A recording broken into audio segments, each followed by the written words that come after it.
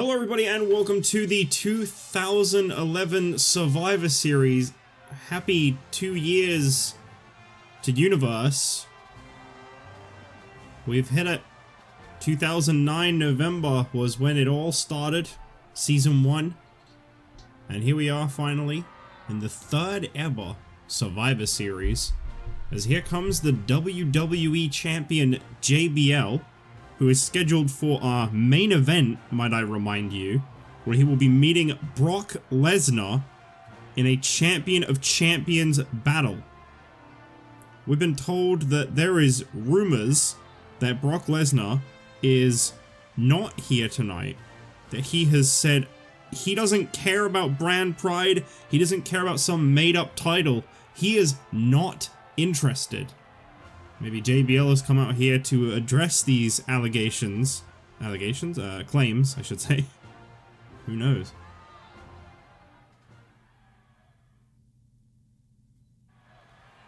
Now that I've got everybody's attention, let me address to you why I am one of the greatest businessmen of all time.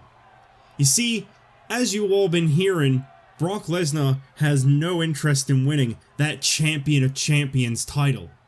But I do, which is why I gave Brock Lesnar a hefty sum to sell his brand out and not compete in tonight's main event against me.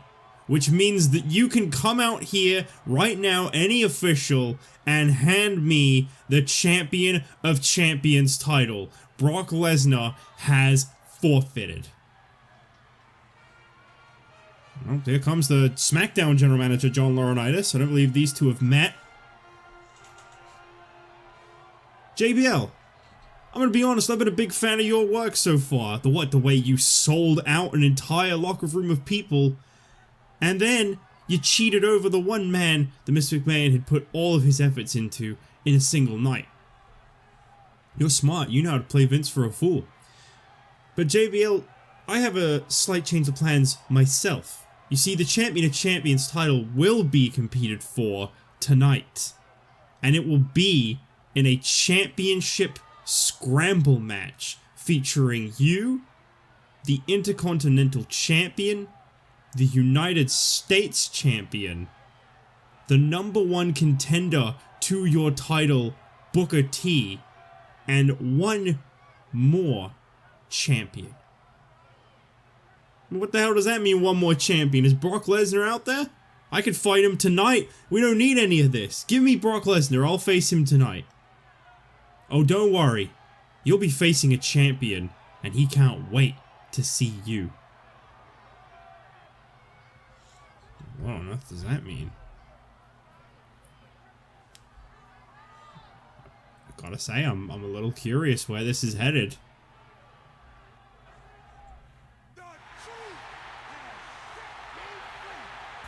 Well, in tonight's main event, we got a championship scramble match on our hands now. We got a whole night to get through beforehand. Kicking things off with the first of 3 Survivor Series matches. And get a load of this. We have been told that the winning participants of each team will earn a place in an upcoming match at a future date, depending on the outcomes of these matches. It could be anywhere from a one-on-one, it has to be at least a triple threat, to be fair, because there's 3 six-man tag team matches. You could be looking at a couple of matches that lead to another match. There's no actual guarantee on where this is all headed yet, but we have been told now, it has been revealed, the winner of each of these 3 Survivor Series matches will go on to compete in some kind of situation that will lead to determining who will get number 30 in this year's Royal Rumble. What a absolutely massive prize to have at stake for these superstars in the Survivor Series. It doesn't matter who you are, everybody wants to be number 30 in the Royal Rumble. We've seen that the later numbers have had 100% success in the Rumble, and one of these 3 could end up claiming that number 30 spot.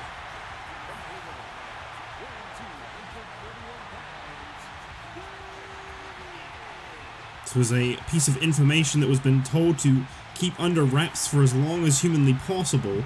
However, McMahon, in an attempt to motivate his team tonight, as he is set to face off against Awesome Truth and Booker T, we have been told by McMahon what is actually at stake for these Survivor Series teams. He wants his team motivated, he wants to make sure that they're at their best, and so he has decided to incentivize them with that number 30 spot. So I want to once again kind of remind you, in case you're a little bit confused how exactly this could work. Let's say that no superstars are eliminated from any of their matches tonight in the winning teams. Let's say that we get 3-3-3, complete clean sweep going into, I imagine, King of the Ring. I can't think where else this could be. But let's say that we get that clean sweep from every single winning team tonight. Now what that means is that at some point those 9 men will find a way amongst themselves to get down to one single winner. Now that won't be a 9-man battle royal, that is strictly prohibited. We are only allowed 6 men in the ring, it cannot withstand any more than that. But what I can imagine this could mean is perhaps, you know, a 4-man match, a 5-man match, maybe the superstars from one brand in one match against the superstars from another brand in another match. Let's say, for example, that Team SmackDown wins the main Survivor Series match here tonight. Let's say that Randy Orton and Edge pick up the victory with Dolph Ziggler, all 3 of them pick up that victory. Then let's say that here tonight, McMahon, Mark Henry, and Vader win their match, whilst maybe Triple H, Road Dogg, and Billy Gunn win their match. Now I imagine the way that things would work there is that you would then have 6 superstars from SmackDown and 3 superstars from Raw. So you take the 6 superstars from SmackDown, you put them in another 6-man tag against each other. The winning team then faces the winning 3 from Raw in a 6-man pinfall elimination battle royal, and you determine the number 30 from there. That's just my idea of the understanding of how this works, because I know there could be some confusion, and I don't want that confusion to be there. And of course that works the other way as well. If Team Raw wins tonight, and you know, you get Daniel Bryan, Kofi, Kingston, and The Rock, as well as, of course, you know, either of these 2 Raw teams, then I suppose, you know, you have the 6-man tag on Raw, and then the 6-man match itself at another date. Now what I do know is that the coming weeks on SmackDown and Raw will be very different from your usual format, as we've been told that in the coming weeks on SmackDown and Raw, the entire matches, barring the main event, are going to be completely randomized. And I stand by that statement. I know some people are a little bit skeptical about whether or not I really randomize things. I promise you, I 100% do. I have got these matches set up already from the randomization. I did kind of do it in advance to see what I was working with. There are some really interesting matches coming your way, for better or for worse.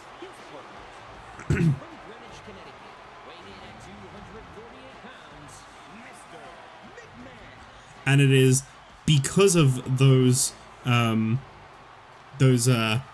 matches that I kind of have, I know are coming. I can say it is. What is going to be happening is it's going to be a 16-man tournament that takes place throughout the entirety of King of the Ring. But there will be a series of 16 matches over the coming weeks on SmackDown and Raw, maybe even crossing over into Superstars, which returns this upcoming Saturday. And we will determine, using almost all of the roster from both Raw and SmackDown, who it is going to be that is going to be competing in the King of the Ring tournament. There'll be qualifiers the next 2 weeks all around.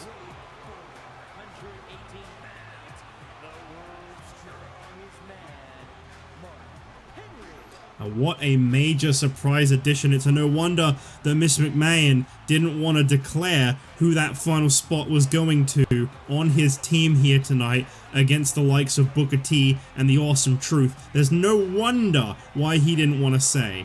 He was waiting to see who would win in that match. We hear that McMahon has been non-stop trying to negotiate with The Rock. He's been trying to get him back on his side. He doesn't want to lose him as an ally. He needs The Rock. He wants The Rock. We'll see if he can keep The Rock. Right now, I don't think that's very much a possibility. The Rock did defeat Mark Henry to take the final spot on Team Raw in tonight's upcoming Team Raw versus Team SmackDown Survivor Series matchup. And it is with that victory for The Rock that we now see Mark Henry stepping into this Survivor Series matchup here tonight. Another chance at potentially getting number 30 in the Royal Rumble match. And of course, even better than that for him, another chance to brown nose the boss, another chance to suck up and be right in the corner of Mr. McMahon upon his arrival here in ECW. And I gotta say, I'm a little surprised at Mark Henry, quite frankly. That man made his career relevant. He blew up in ECW. That man can claim he is a former ECW World Heavyweight Champion, and to see him sell that brand out and be working along the guy that single-handedly bought it from JBL and buried it is honestly a little sickening to me. And I tell you, it's pretty crazy actually to be looking at this match here tonight and to remember that it was last year, I believe at either Survivor Series or Bragging Rights, I want to say Survivor Series, that we saw three of the men that are in this ring right now on the same side. It was Booker T, R-Truth, and Mark Henry that represented SmackDown at Survivor Series, or at Bragging Rights, I believe, not Survivor Series. And yet here we are a year later. R-Truth and Booker still on the same page, but we don't know where Mark Henry stands with these guys. I mean, clearly against them. And how you got to feel to know, in the shoes of Booker T, that for the second time, you're going to be doing what you've been doing well, I say second time actually, yeah, it's not really for him actually, it's a lot more than that. Sorry, I don't know where the second time part came from. I think it's because I was going to say he's going to be competing for the second time here tonight. Once again, something that Booker T has become very accustomed to is these multi-matches in one night. And it looks like that's going to be no different here tonight. It makes a lot of sense if you ask me. I know some people I've seen online have been questioning why it is that Booker T is getting a spot in the Champions match as someone who's not a champion. That is because he is a potential champion. Booker T will be a potential champion in the very near future. You know, King of the Ring is just 2 weeks from today, and Booker T could be your next WWE champion. It's called inclusion. It's called making sure that the number one contender has that possibility to become WWE champion. He could very well be champion of champions. I know John Bradshaw Layfield will not be happy with the way that was twisted on him tonight. He spent all that money, all that bargaining, trying to get Brock Lesnar to say, no, I don't want to compete at Survivor Series. I don't care about this upcoming Champion of Champions match. He's taken the money, he's run, he's not here tonight. But nonetheless, the Champion of Champions will still be contested. One match now scrapped from the card, which was going to be Damian Sandow, the United States Champion, against the Intercontinental Champion John Cena. That is now no longer on the matches for tonight, but instead, those two will be competing in the Champion of Champions match. I gotta say, that is a hell of a privilege for those guys. Submission hold applied here by Vader as he tries to force a tap out there on the Miz, but not quite enough. I gotta say, this is going to be a big night of Survivor Series. I'm actually a little nervous at what the length of this video is going to be. You'll already know. You can already see it. I have no idea. That's the way it works. I don't know. I'm in the middle of recording it. I'm already 20 minutes deep into a recording. I am only on match 1. It is a 6-man tag. I don't know how long those are going to last, because those never end normally. I have 3 of those to deal with tonight. That could very well be an hour and a half of this recording. There's no telling. I tell you, Vader is really ensured that he stays in that ring here tonight for as long as possible. Very much the human sacrifice. Now again, I want to remind you, the way that this works is it's the sole survivors that will be competing in that match for the number 30 spot at the Royal Rumble. So with each elimination that you see here tonight, you will be seeing a guy kiss those dreams of being number 30 at the Royal Rumble goodbye. That is a hard loss to take, a hard pill to swallow. These are great competitors, tremendous gladiators here at WWE. Oh, geez, lights out. Look at R-Truth. He's got the time, I guess. What a tag team match. Vader is back. And R-Truth going in hard and heavy. That's what she said. Truth now taking Vader over to the opposing corner, and for the first time Booker's in. I can imagine Booker probably not wanting to be involved in this match too much now, knowing that he's going to be in tonight's main event, that champion of champions match. Nice move there. Truth, come on, I know this guy can be a little delusional sometimes. Spine buster on Vader. Absolutely incredible strength by Booker T. Not enough though. Once again, Booker. He's heading up top. And Booker, elbow drop. McMahon trying to get his hands on the #1 contender to the WWE Championship. He can't do it. And how often do you see the general manager compete in a match? Mark Henry is in and Booker is not holding back. He's not wasting any time on his former ally. And look at this! Look at this! I mean, I gotta be honest, McMahon has no need to be pulled into that ring right now, but I can't blame Booker T for going in for the kill.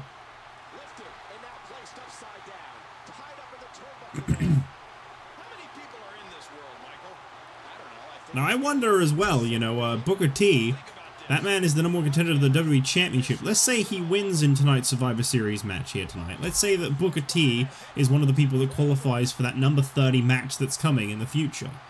Now, what if Booker wins the WWE Championship? And he also claims the number 30 spot. Does he then go for the World Heavyweight Championship as well? Or is he then forced to hand over his number 30 spot? Can the WWE Champion compete in the Royal Rumble match? I, for one, would have to say no. I don't think that that's quite right. That's quite fair. We've never done that before. That's my personal stance. Mark Henry clotheslining Booker T, who got off to a really hot start in this match. From the moment he got tagged in, you heard the crowd really get on their feet, really high in adrenaline. Everybody loves to see Booker T compete here on, well, representing Raw, I should say. And I really do feel like this is almost, you know, the Raw Resistance. This is, these are the superstars of Raw that just want to be the superstars of Raw. They don't want to be living under McMahon's tyranny. Massive superplex there by Mark Henry.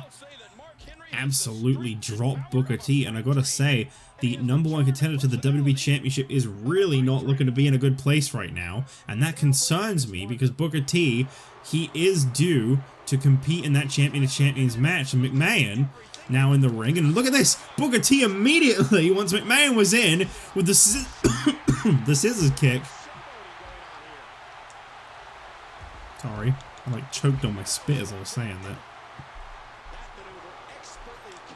McMahon doesn't really seem to know what to do. McMahon? What, a stunner? Well, that's a little unusual. McMahon now going into a cover on Booker T, and he got him! Well, I mean, he's got Mark Henry to thank for a lot of that damage, but Mr. McMahon has just pinned Booker T. That is an atrocious thing for me to have just said. Let's say I think he definitely owes that one to Mark Henry. I'm not going to say that the boss isn't out of shape, you know. I mean, that the boss is out of shape. That would be a lie. And R-Truth. Oh, I think the Miz just got disqualified. Oh no. The Miz just got disqualified. I don't think he realized he wasn't legal man. They hadn't really decided on a legal man. The ref kind of decided that one himself, and he started counting the Miz out. Well, this is not good. R-Truth. In a 1-on-3 situation, we could be looking at one of those clean sweeps I was talking about the potential of. I cannot believe the destruction that Mark Henry did on Booker T for McMahon to then finish him off. I'm in shock. McMahon just pinned Booker T. How does he bounce back from that? Oh!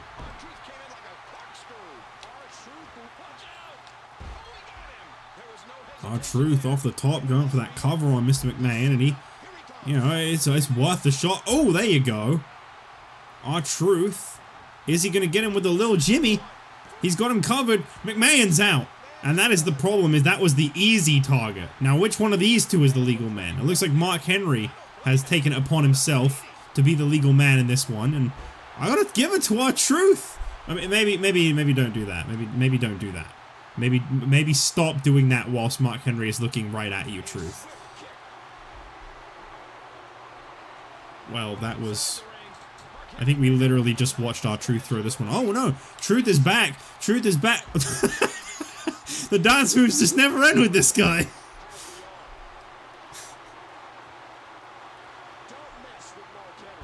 Well, this is trouble now. I don't really know how our Truth is supposed to find his way out of here. It was all fun and games a second ago, but... Well, now I'm just a little nervous for this guy's safety. Vader and Mark Henry against R-Truth in a handicap.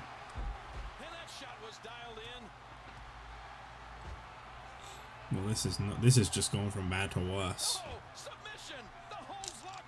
I tell you, this is a real unholy alliance right here. Vader and Mark Henry. You talk about destruction. This could be like the power trip all over again. R-Truth. He's finding his way out of this. Truth is up top. He's trying to outspeed Mark Henry, and he got him. Okie doke. Oh, into the corner. Here comes Big Van Vader once again.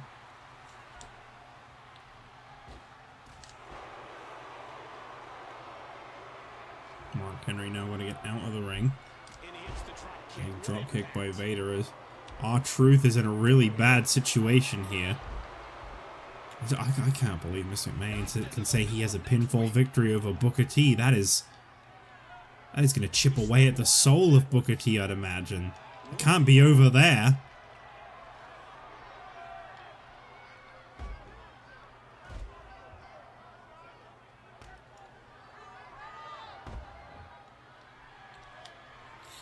R-Truth trying to wear down the big man. He manages to get a little bit of offense in, but I think it might be too little too late here. Vader with Truth up to his feet. Uh-oh. Coming back there. Truth, hang on. Truth, another dropkick attempt. He's done an awful lot of those lately. Has that running elbow again. I don't know why he keeps doing that. Truthfully, no pun intended. I don't know what R-Truth is going to have to do to come out of this situation. I think this one's over. Mark Henry, uh-oh. Just stalking his prey. He's got him up. Hang on, Truth. Truth coming back. He's firing. Oh, no. Truth locked in the bear hug. I think Mark Henry may have very well just secured this one. I don't know how Truth is going to get out, and he had to tap out. He had to. Well, there are your sole survivors in the first Survivor Series match of the night. We still have 2 more to come, but these 2 will be in some kind of major matchup to determine the number 30 slot at Survivor Series.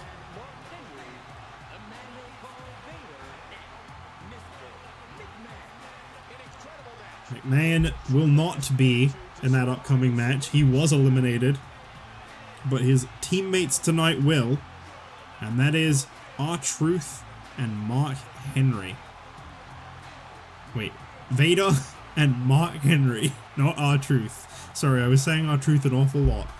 As we now move on to our next match of the night, the tertiary champions are set to face off. This one should be a lot of fun.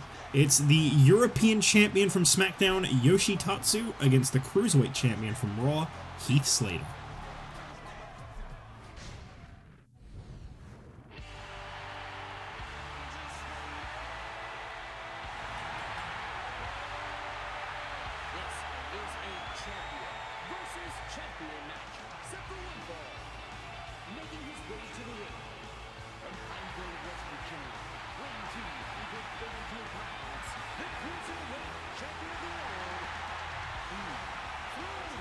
Well, it's not every day that you see the fans get on their feet like this, but Heath Slater, he has been one hell of an underdog champion. It has been confirmed, by the way, the first ever Superstars Return main event. It will be the 3rd and final bout between the 2. Ted DiBiase and Heath Slater are set to go 1 1-on-1. We are going to see that one more time. Run it back. We're going to find out who the best man is there. I'm looking forward to that matchup. But I'm looking forward to this matchup.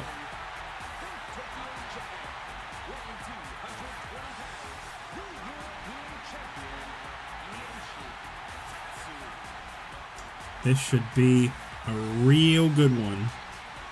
Yoshi Tatsu and Heath Slater. I'm really looking forward to this match. I'm going to tell you now. I don't feel like we're going to see a match of this quality too often, you know.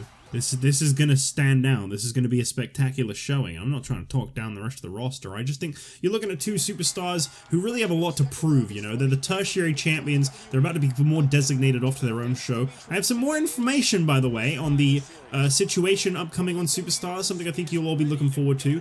The Cruiserweight Championship and the European Championship, as of this Saturday when Superstars returns, they will no longer be parts of Monday Night Raw or Friday Night SmackDown. They will in fact be floater championships that exist exclusively on Superstars. So the Cruiserweight Championship can be challenged for the likes of Yoshi Tatsu, as well as you know, the WWE Tag Team Champions, for example. I mean, sorry, former ECW World Tag Team Champions, for example, Epico and Primo. You know, that opens up a lot of possibilities in that regard. But also, on top of that, that means that pretty much anyone from Raw can challenge for the European Championship. They are now floater championships. However, it is, as you may know from previous experience with the ECW Championship, back when that was a feature on Superstars,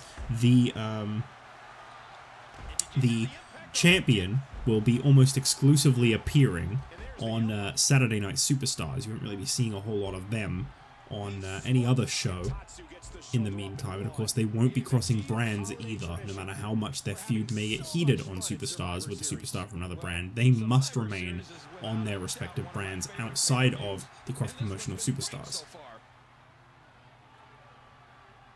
Big superplex there, drops down Yoshi Tatsu, center of the ring. Heath Slater got that mean streak rolling tonight.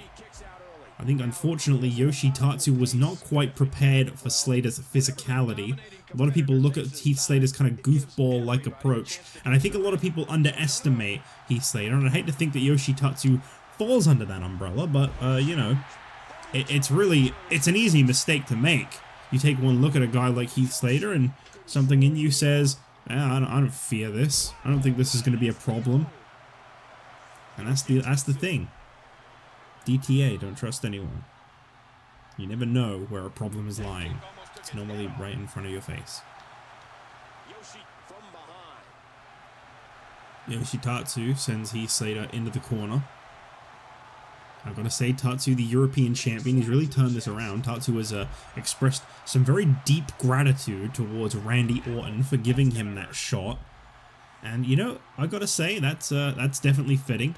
Randy, I think, maybe had a little bit of a contributing factor. Heath Slater, what is he doing here? Trying to psych out Yoshi Tatsu. He got him outside the ring, and now Heath Slater off the ropes with a crossbody. And this is the kind of cruiserweight action that you can look forward to seeing for Heath Slater's championship every Saturday night. I mean, the title won't always be on the line every Saturday night, but that kind of cruiserweight action you will see every Saturday night.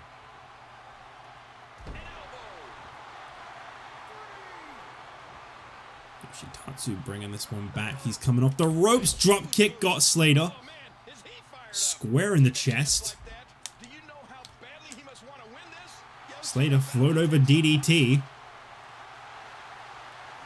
And Slater now. Looks like he's measuring here. He's got him. Massive flapjack. Every time Yoshi Tatsu tries running at him with any speed, Slater uses that to his full advantage. The look of concern on Yoshi Tatsu's face there. Unmatched. Northern Lights suplex by Yoshi Tatsu. I bet Yoshi Tatsu still can't believe he pinned a former World Heavyweight Champion in Sheamus. Cover attempt here by Heath Slater. Not enough. Not even close. Rolling elbow attempt there by Slater. And now Slater kick to the midsection. And here comes another elbow. Ooh, man. The viciousness, the venom behind that by Heath Slater. You can tell this guy, he's got that mean streak to him. You take him lightly, you forget about it. And it's the same for Yoshi Tatsu, you know. These guys are almost one and the same in a way. Woo, what a neck breaker. That was a weird noise I just made, wasn't it? Heath Slater off the ropes. There's that signature move of his. And that always leads into it. Yep, here we go. Here comes the... That's not sweetness, is it? Oh, that's little Jimmy. That's our Truth's move. Also, Yoshi Tatsu managed to get to his feet off of that. He almost whipped off the mat so hard that he managed to get back to his feet. That's the best excuse I've got for that stupid occurrence where when they're bleeding, you can't pin them. Yoshi Tatsu holding that chest area as he gets closer to Heath Slater. Chopped by the Cruiserweight Champion. I've got to say, I'm not liking Tatsu's chances right now. Slater off the rope. Nice move there by Yoshi Tatsu. Very Steamboat-esque. And a rolling elbow. As I say, there is a mean streak to Yoshi Tatsu. You are seeing it in action. Cover attempt here on the Cruiserweight Champ, and Slater not willing to go down here. This will be the first point towards determining the superior brand between SmackDown and Raw tonight. Yoshi Tatsu with that thrust kick. Got him right in the center of the ring. Is that going to be the finishing point in this match? Slater looked devastated as that came flying in. And Slater is kicking out. Slater whoa! Slater! Like a house of fire. Coming in with that finishing move one more time, and there it is. Monday Night Raw picking up their first point here tonight thanks to their Cruiserweight Champion Heath Slater with a decisive victory over Yoshi Tatsu.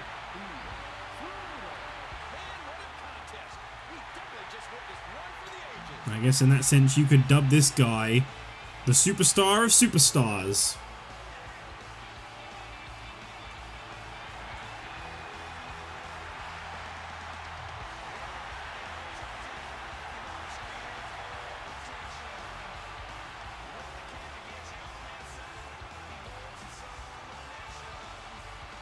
Big congrats to Heath Slater on that victory here tonight.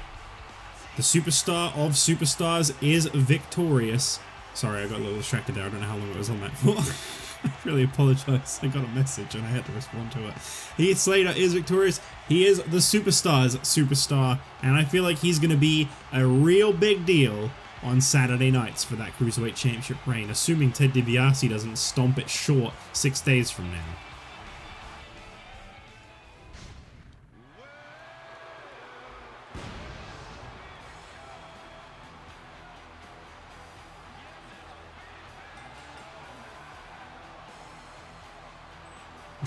Not getting an introduction. Well, here we are on the Tag Team Champion Battle. The World Tag Team Champions from Raw, W.M.D. The final ever ECW World Tag Team Champions. Big Show, the first solo star to have held all 3 tag team titles throughout his career. A former WWE Tag Team Champion with The Miz, as well as a former ECW World Tag Team Champion with Ken Shamrock, whom he is now the current World Tag Team Champion with. He will meet, alongside his partner Ken Shamrock, the only team to have ever held all 3 Tag Team Championships together. This is a hell of a matchup we got here tonight. The biggest and the best from both brands, no doubt.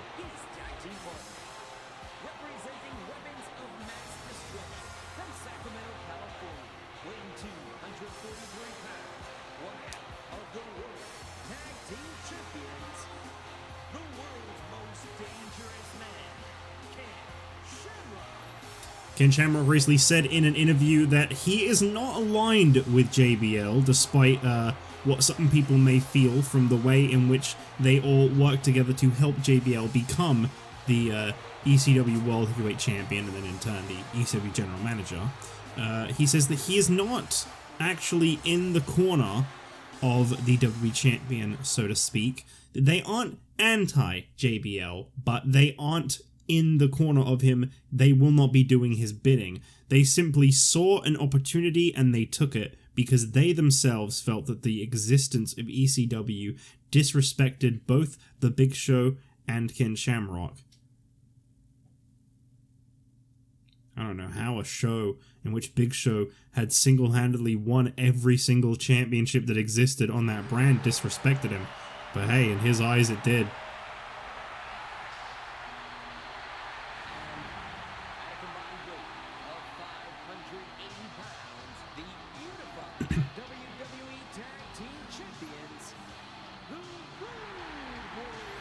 This should be an absolutely monumental matchup tonight between these two major teams. And this just in, I have a huge announcement for the near future, because in a few weeks' time, I think about a month's time from now, it will be TLC. And we have been told that Christian will be back in action in time for TLC, and that Edge and Christian have laid down the challenge for a WWE Tag Team Championship TLC rematch. I cannot wait to see that. I just hope Christian doesn't wind up on the injured list again.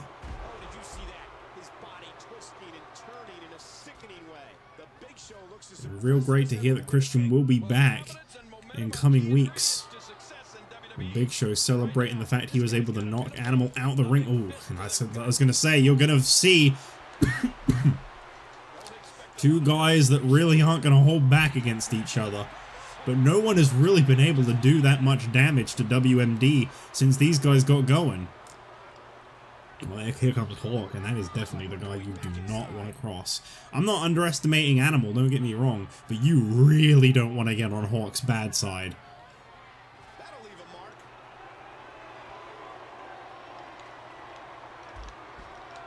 Big Show taking down a peg, and I mean, we know that he was recently taken down quite seriously when he suffered a loss to The Miz. We hear that that really chipped away at the ego of the Big Show, that he felt he really needed to prove something.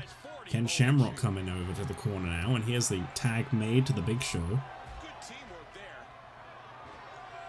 Now we see the world's most dangerous man in the ring.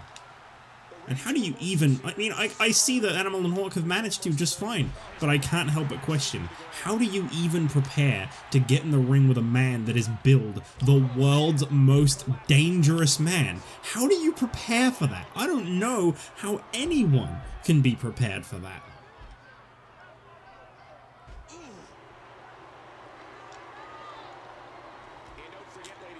Move there by Ken Shamrock as he takes a very quick piece of control in this matchup. I gotta say, Road Warrior Animal may need to get out of the corner of the weapons of mass destruction. Right now, W.M.D. could be looking at bringing Raw to a 2-0 lead against SmackDown. I'm trying to think what else we got here. All right, we've got the Women's Championship matchup. We've got the Survivor Series matchup and the Champion to Champion situation. There's only really 3 strikes and you're out for either brand tonight. I believe Raw won last year's Survivor Series. Well, I believe it was bragging rights last year. I believe Raw won that.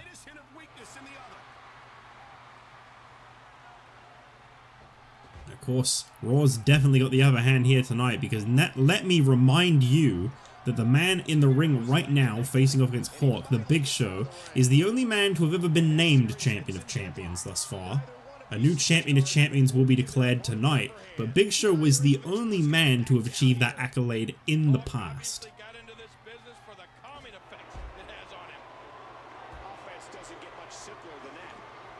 Really looking forward to finding out who that other champion is in tonight's Champions match. You know, it could actually, as a matter of fact, be the Big Show. Perhaps he's going to defend the Champion of Champions title.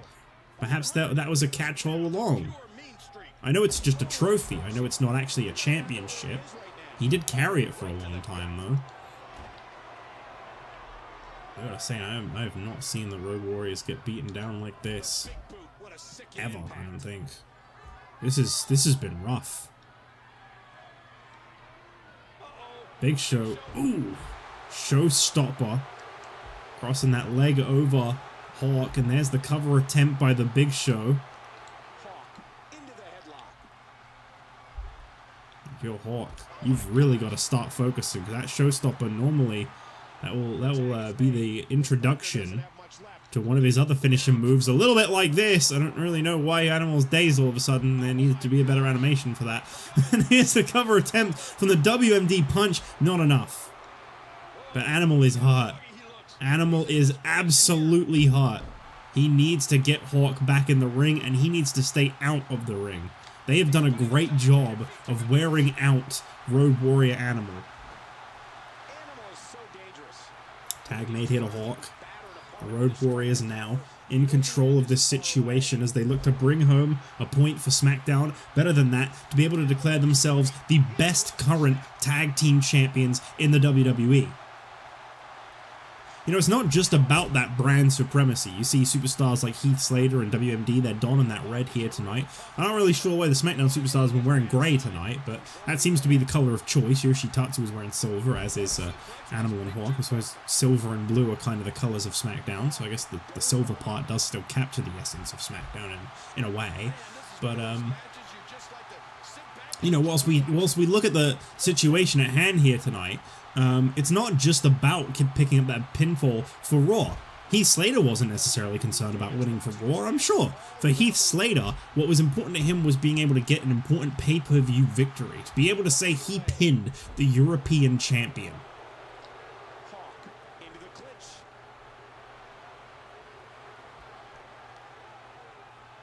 Ooh, look at the strength of Hawk. You saw the way he was able to lift Big Show. One leg.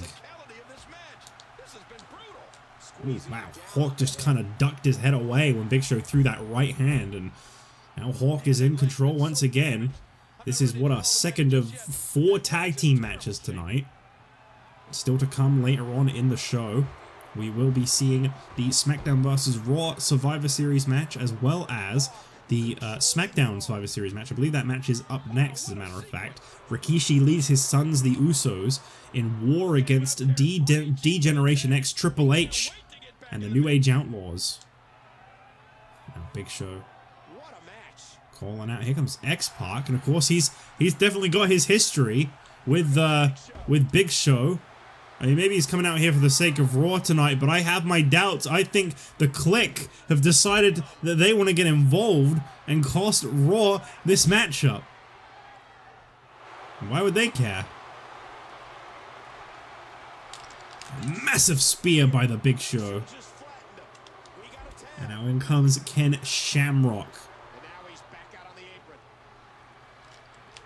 Shamrock here with a German suplex. Sends him straight into the corner. And you can see X-Pac. He's trying to distract Ken Shamrock. Oh! X-Pac not able to really get into the mind of Ken Shamrock so very easily.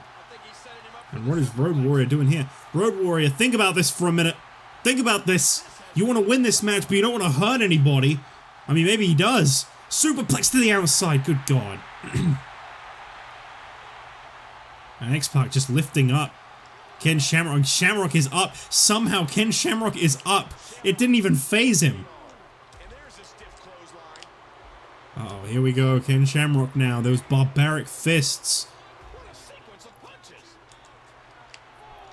And X-Pac really intervening in this matchup. But no business being out here. And Ken Shamrock, wow. You do not want to cross this guy. Ken Shamrock, uh-oh. Oh, geez. Ken Shamrock could get counted out here. He is not focusing. Ken Shamrock is not focusing at all. He's choking out X-Pac on the outside. And Ken Shamrock back in the ring just for the count of 9. Hawk thought he had it won. Look out, Hawk. German suplex.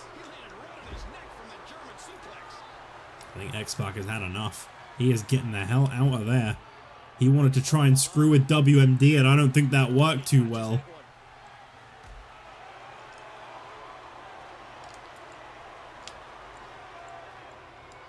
Ken Shamrock has come unglued. This guy has gone full business. Big Show begging for the tag, but Shamrock is not interested.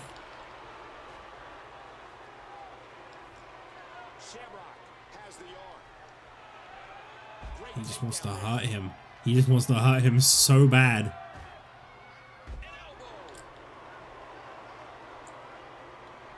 Shamrock now taking a very beaten down Hawk into their corner.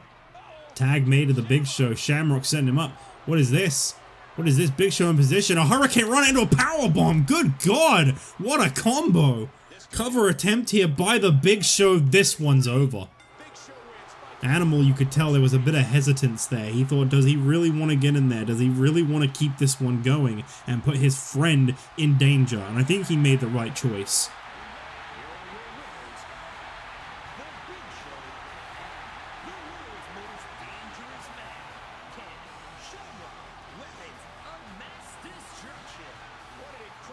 Well, the W.M.D, they are victorious. Congratulations to these two in becoming the best champions in the WWE today and picking up Raw's second victory tonight. Major props to these two.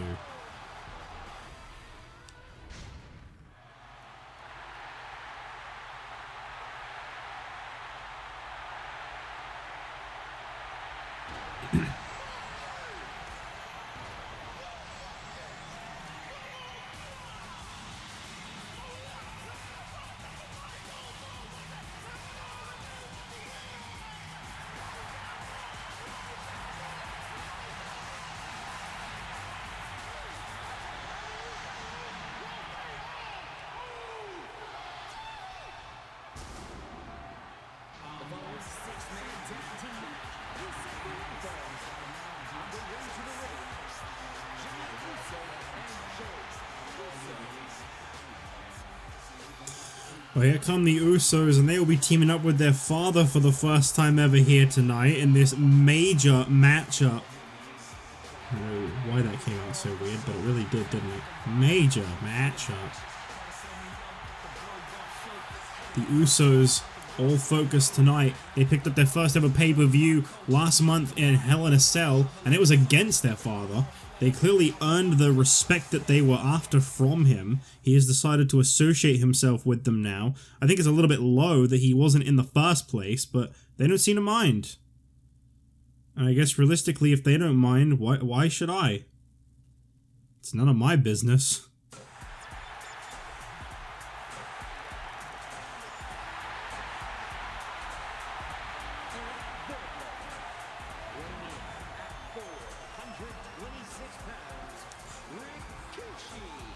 Rikishi brought out this mean streak in them.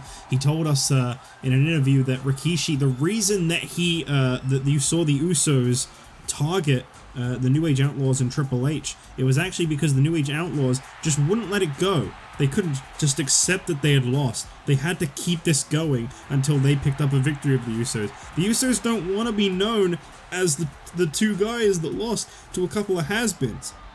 A couple of people that are never going to have a prime.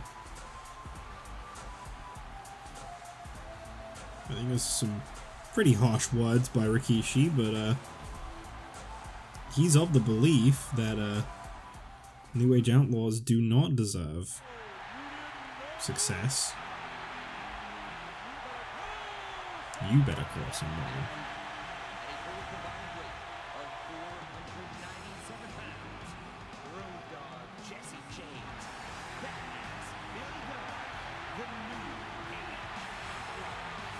You know, I do wonder if it is actually set in, if the realization is there that the New Age Outlaws, one of these two, could be number 30 in the Royal Rumble.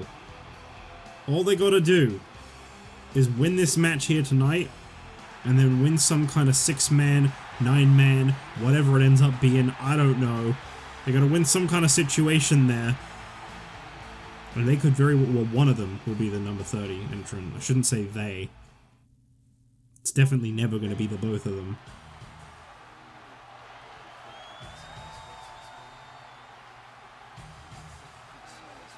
Here comes the first ever WWE champion.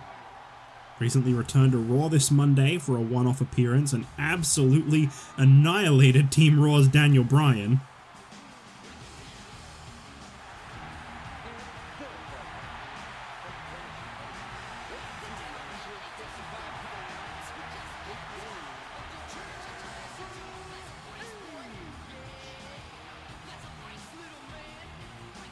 I do wonder if the game is prepared to perhaps become number 30 in the Royal Rumble. I know that there has been something that has been haunting him for such a long time. And for those that don't remember, maybe don't know, maybe this is your first time watching, I'm talking about the rivalry with the World Heavyweight Champion Brock Lesnar. I know this is something that has been dwelling in the mind of Triple H. He took the losing pinfall to Brock Lesnar inside that Hell in a Cell match that ended with Brock Lesnar as the new World Heavyweight Champion. I know that's going to be dwelling on the mind of Triple H. I know he needs to get that retribution.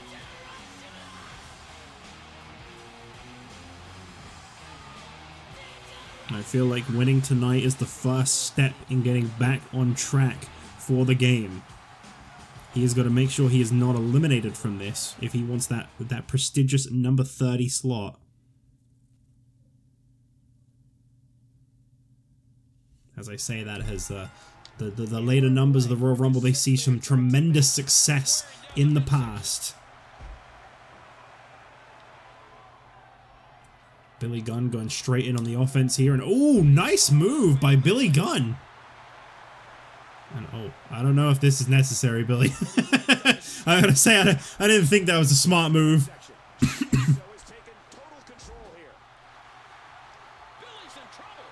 Jade's dropping Billy down here. Do wonder who will be joining Mark Henry and Vader in this battle to determine the number 30 entrant in the Royal Rumble.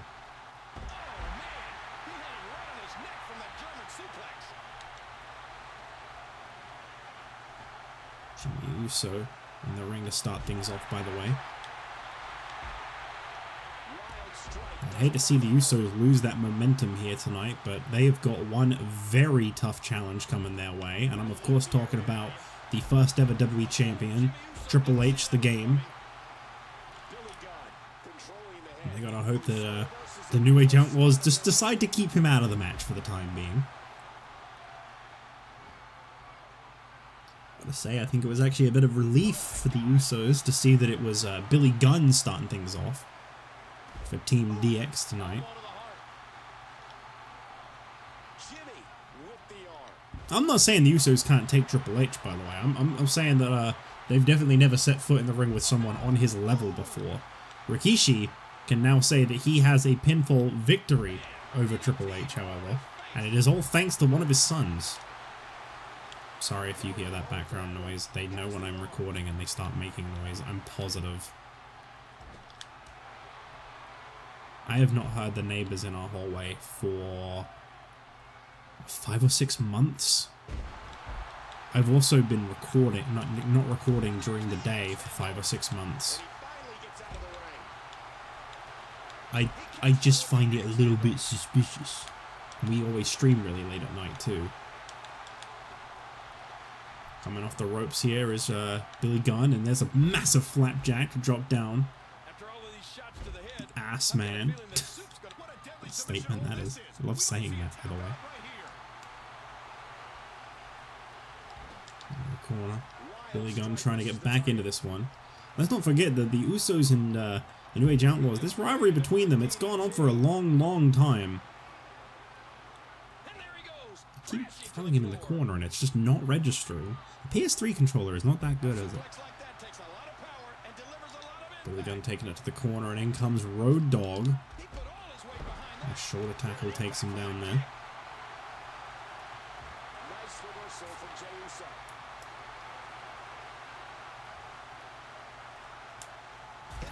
Oh my, oh god!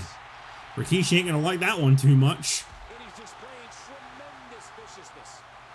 I must have missed it. At some point Jey Uso got tagged in. I don't honestly remember that happening. I've been completely present for this match. I know sometimes I get a little bit distracted. I have been completely here for this match. I do not remember Jey Uso getting tagged in, but he must have done. Headbutt to the back there, but that was a complete and utter fail on the part of... Oh! Nice kick to the midsection there by Jey Uso. He now watches as Road Dogg slowly gets to his feet, and Jey Uso looks like he's going to bring the big man in. The father of this duo. And a double super kick. Nicely done. Rikishi with that stern look on his face. I think that's the thing I like so much about Rikishi, you know, is this guy, he's he's all fun and games when he wins. But his walk to the ring, his music, there's something about it. You know there's a softer side to this guy, but my god, he is all business when he needs to be. Road Dogg shoving Rikishi. I don't know how good of a move that was. The absolutely flattened Road Dogg there. And this is the threat the New Age Outlaws were not prepared for. They faced the Usos. I don't necessarily know that Rikishi needed that help to beat Triple H, you know? We'll never know now. I mean, unless they have another match. As here we see the Rikishi driver coming in. Drops down Road Dogg. They are still the legal men. Referee, got to make sure that both men get out of the ring. And here's a cover attempt on Road Dogg, and Billy Gunn may be the only reason that his partner is still in this fight. And look at this smart move here by Rikishi. He is cutting the ring in half. He is bringing it into his son's corner. It is just him and his sons outnumbering Road Dogg, who's just about kicked out. Road Dogg desperate to get out of there. And Rikishi gonna drop him with a major clothesline. Road Dogg has got to get out of there. Uh-oh. Uh-oh. Big sit down drop onto Road Dogg. His chest is covered and he is... Oh, Billy Gunn. Maybe the only reason he is still in this. And Billy Gunn causing the perfect distraction for Road Dogg to try and get back into this. And he drops him. And now Road Dogg quickly reaching over. Here comes the tag to Billy Gunn. Triple H has stayed completely out of this one. Strike to the face of Rikishi and now Jimmy Uso. Sorry, I think it's because I was trying to prepare myself to get the Uso right. A big drop kick there by Billy Gunn, who's going up top to try and get the standing Rikishi down, and he got him. And now Billy Gunn makes the tag to Triple H, and the game is in. And this is what it's all about right now, is it's about these two. It's about this issue that recently developed between these two.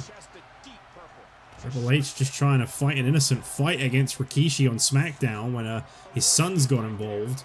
And that's what started this. Triple H, no stranger to his allies, the New Age Outlaws, and I think both Rikishi and his sons knew that. I think they knew that they were setting up for this match tonight. I think they wanted this. I'm gonna imagine Triple H is now gonna make them wish that they'd never gotten into this situation.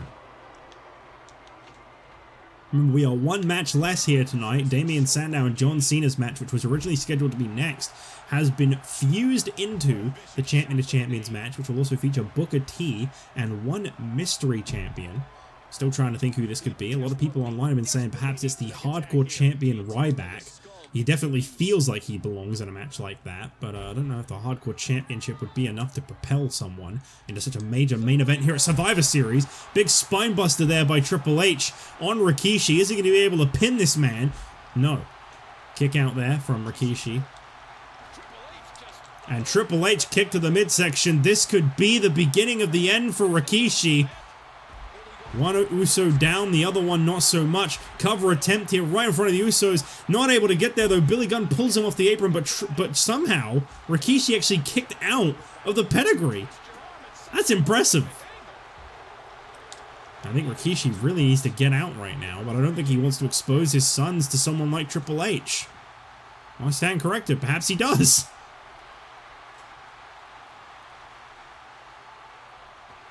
Major cross body. Drops Triple H down now. And into the corner. And Triple H now striking away at Jimmy. Those never work. We all know that. They literally do not work. Jimmy has the headlock. Nice dodge there. Jimmy counters. Back and forth between the New Age Outlaws and DX, sorry. DX and the Usos is what I meant to say. A nice tag move there by Triple H and Billy Gunn. And speaking of Billy Gunn, Triple H bringing him back in right now. I don't know how wise a move that is, but nonetheless, Triple H doing... Oh, gutted there. Choked even. Gutted. Cross body, diving headbutt onto Billy Gunn. Could that be the finishing point for Billy Gunn? No. I can't believe everything that's transpired thus far. It's been so physical. And there's Nice move once again by Billy Gunn. He delivers that to perfection every time. Big leg sweep. Road Dogg begging for the tag. Billy Gunn hearing his partner call for him. Yeah, out comes Road Dogg. I don't think either of the New Age Outlaws are feeling particularly hot right now. Ooh, vicious DDT. And Road Dogg telling him exactly what he can do.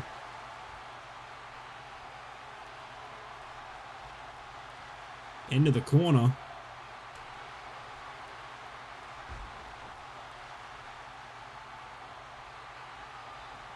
And a nice bit of teamwork once again from the Usos. That Samoan drop with extra elevation may have been enough to take Road Dogg out of this match. And it looked like Jey Uso may have hurt himself there. That was a pretty ugly landing here. Road Dogg trying to capitalize. He goes for the cover, but Jey not willing to give up yet. Roll-up attempt here on Road Dogg. Could this be the finishing point in this matchup? Oh, Triple H may be the only thing that kept Road Dogg alive there. And out goes Road Dogg. This is exactly a situation you don't want to find yourself in. Road Dogg is outnumbered as he's dropping bodies like crazy out there. I feel like, you know, the thing is, Road Dogg and Billy Gunn, they were beaten to a pulp by Brock Lesnar. I feel like that really hardened these guys. I feel like we're looking at a very different set of New Age Outlaws to the ones we saw at SummerSlam. And what a Samoan drop! Jey Uso with some of the most insane height you will see in a wrestling ring.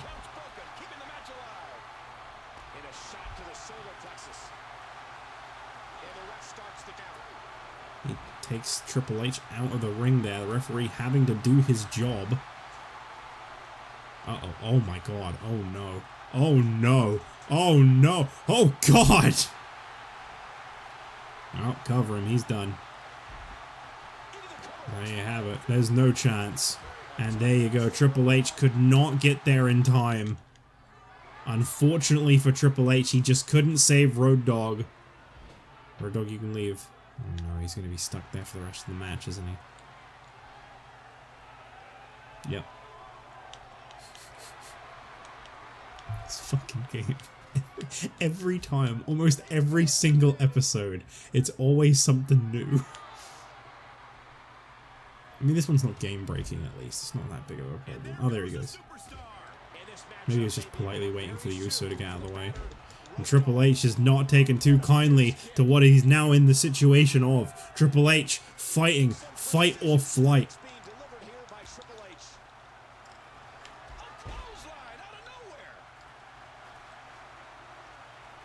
And Rikishi is really getting the brunt of this one now. What a spine buster!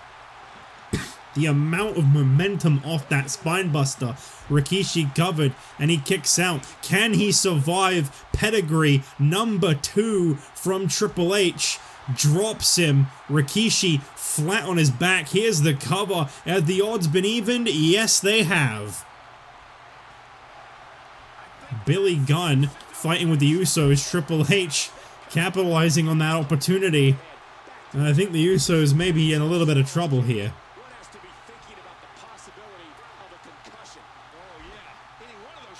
Billy Gunn wanting to get in this. He wants to fight that Uso. Triple H biding his time, trying to let him. Billy Gunn not able to get to the corner quite in time there. Triple H keeping him grounded. As in comes Billy Gunn.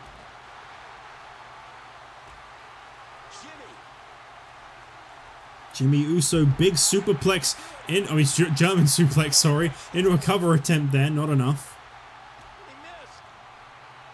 I don't think Billy realizes which one's the legal man right now. It is not Jay. And Jay will gladly take the brunt of that fall, I'm sure, to cause the distraction that allows Jimmy to get the victory here. And oh, almost. They know that they don't have to do that much to Billy Gunn, but he wants to get that fight. He wants to fight that good fight is what I'm trying to say.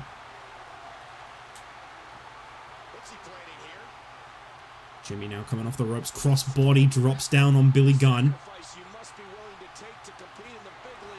Big right hands connecting. Billy Gunn in a real serious piece of... what am I saying? In a real serious situation here.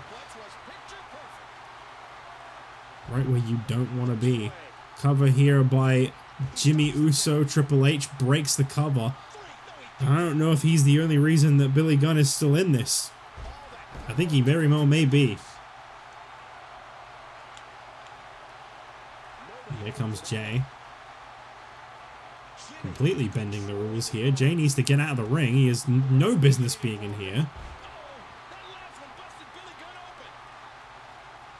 Jay knows good and well he is not supposed to be in that ring. He's not exactly a stranger to tag team competition. Triple H continues to keep Billy Gunn in this. Uh-oh.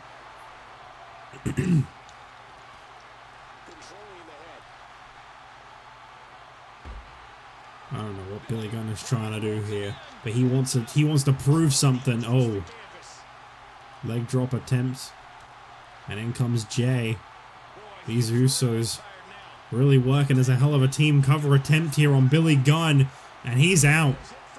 Crash and burn. That drop from the top, that was enough, and now Triple H has got to fight a tag team, a very established a pair of brothers, if you will, because that is in fact the case. He's got to fight them alone. I don't know how Triple H plans to overcome this one, but he's going to if he can help it. The New Age Outlaws have been eliminated from this matchup. One of those two Usos could very well be looking at being the next number 30 in the Royal Rumble.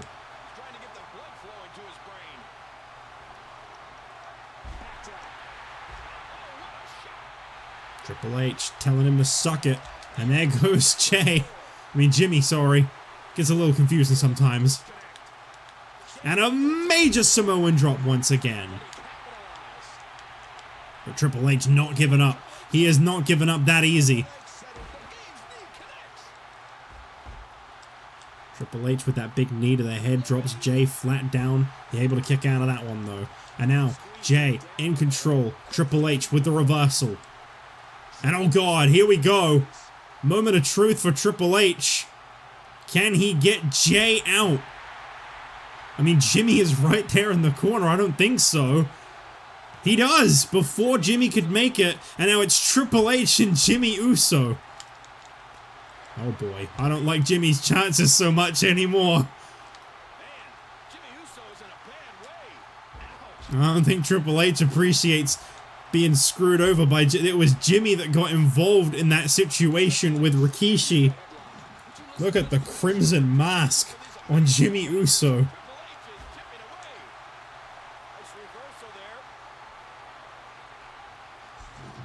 Nice move there by Jimmy as he manages to find himself back in the situation. Somehow, some way, he has managed to fight back. What an underdog victory it would be if Jimmy Uso was to pin Triple H here tonight. He is doing everything in his power to wear this guy out. Oh, wow.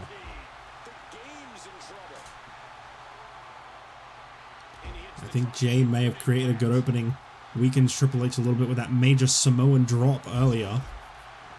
Rikishi didn't really manage to get his hands on Triple H all too much. And my god, look at the mean streak on Jimmy here. Perhaps they counted him out a little too soon. Jimmy is absolutely a house of fire right now.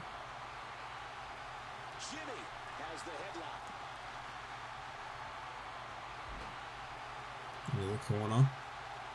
Sets him up on top.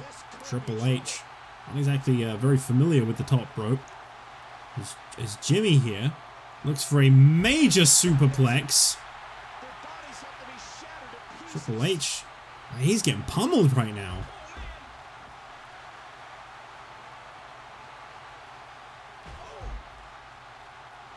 Man, Jimmy might have this.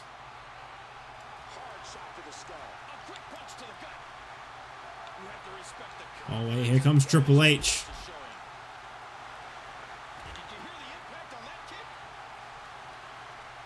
Sends Jimmy into the ropes.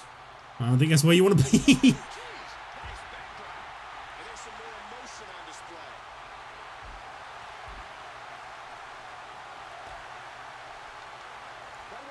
Fans are on their feet. I cannot believe Jimmy Uso is going toe-to-toe with Triple H right now. Cover attempt here. Triple H with a very quick kick out.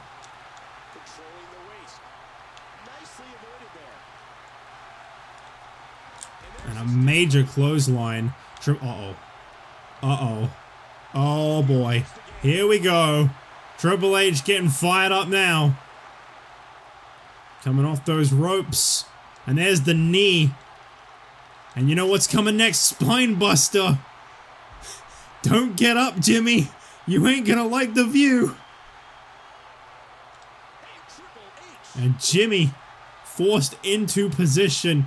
Dazed on his feet. Major pedigree from the game. Triple H with the cover. And Triple H is the sole survivor. Wow. Another major Survivor Series matchup here. And a great performance by Jimmy Uso in specific. Definitely don't think he'll forget this one.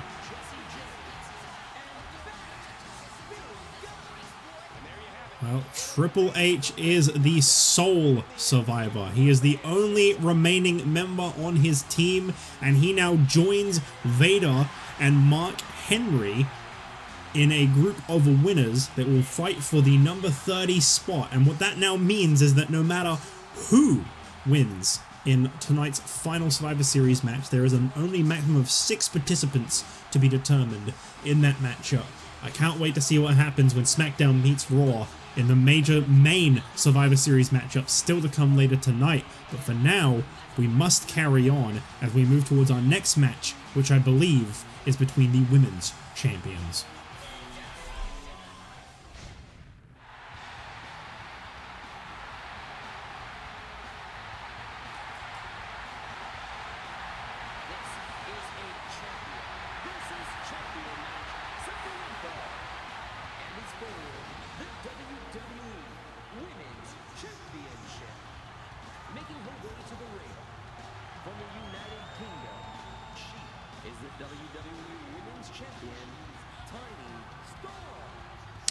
To clear up some confusion that you may get from that announcement there from our announcer Justin Roberts, we have been informed that both Lita and Tiny Shiny signed off on tonight being the end of the Divas division. They say that the rosters just aren't quite full enough. They want all the competition. They want one top prize. And so tonight, the Women's and Divas Championships will once again be unified. I know that's maybe not the best of news for some people, but with the divisions constantly growing smaller, we don't know if Beth Phoenix will be back. Karma retiring earlier this year. For the sake of the divisions, they will be unified.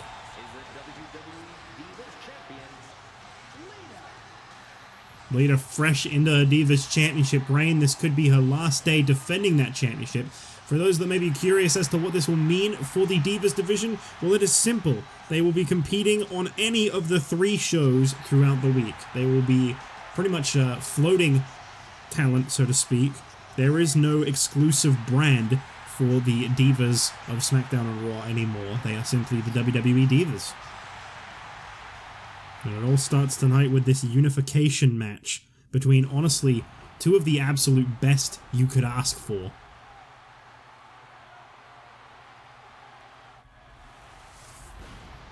I'm going to have to try and splice those clips together. I forgot if you leave it on the match card, it doesn't actually keep double title matches, but I also want to show the match, the graphic for the both of them. Oh, I don't think you can do a double title women's match, you know? Well, that's shitty. Okay, well this is for both championships. Unfortunately, I know it's not a popular decision, but the one that the referee was holding is the one that is at stake. Tiny Shinies will be retired after today. Personal choice. Sorry, I actually kind of prefer the Divas Championship. I'm really sorry. I know that's not the popular decision there. I know I'm going to lose some cool points.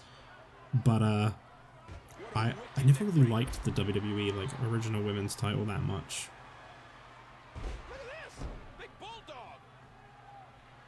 It kind of looks, I think like it kind of looks like a pair of lips. And to me that just feels a little worse than a butterfly. Plus I kind of like the silver, it sets it aside. It makes it feel different. But not in like a bad way. And I know a lot of people say that the Divas Championship is sexist, but to be fair, I've literally heard Saria say that that's her favourite of the two. In fact, I think I've heard Saria say that the Divas Championship is one of her favourites ever.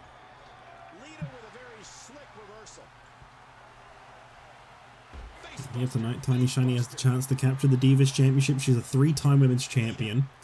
She may very well not be the final Women's Champion. But I definitely don't think there's anything to be ashamed of here if she does lose tonight. This isn't quite the opponent that I believe Tiny Shiny was hoping for, with all due respect to Lita. I think she was waiting to finally have that encounter with Beth Phoenix once again. Those two have their history with one another. Tiny Shiny for a long time was known as the Karma Killer. She was the one that could actually defeat who Beth Phoenix could not. And I'm of course talking about Beth Phoenix's longtime rival Karma. In the end, Beth Phoenix did retire. You know, just for anyone who may want that context.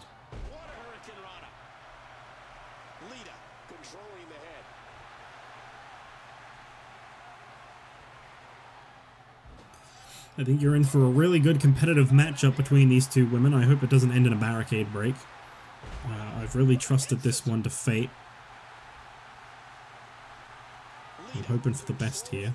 I'm hoping that I don't get made a clown out of for the 100,000th time by this game. AKA, I know I will.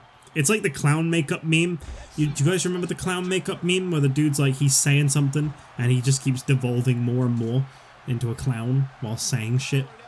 For me, it's like, I'm going to trust WWE 13 again. It's not going to let me down. It's not going to end the match with a barricade break. There won't even be a barricade break. Now I'll leave the AI to play this match and make the right choice. It just sounds silly because it's not going to happen. I'm afraid that there's not actually going to be a unification tonight and this is going to end in countout. But I have to trust it. I can't not. Wait. Yeah, that is right. Yeah, I can't not trust it. I have to.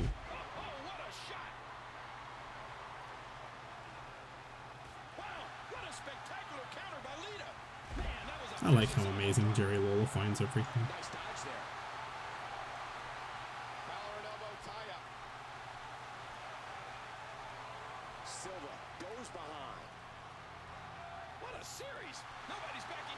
Coming up after this, we've got one more Survivor Series match coming your way.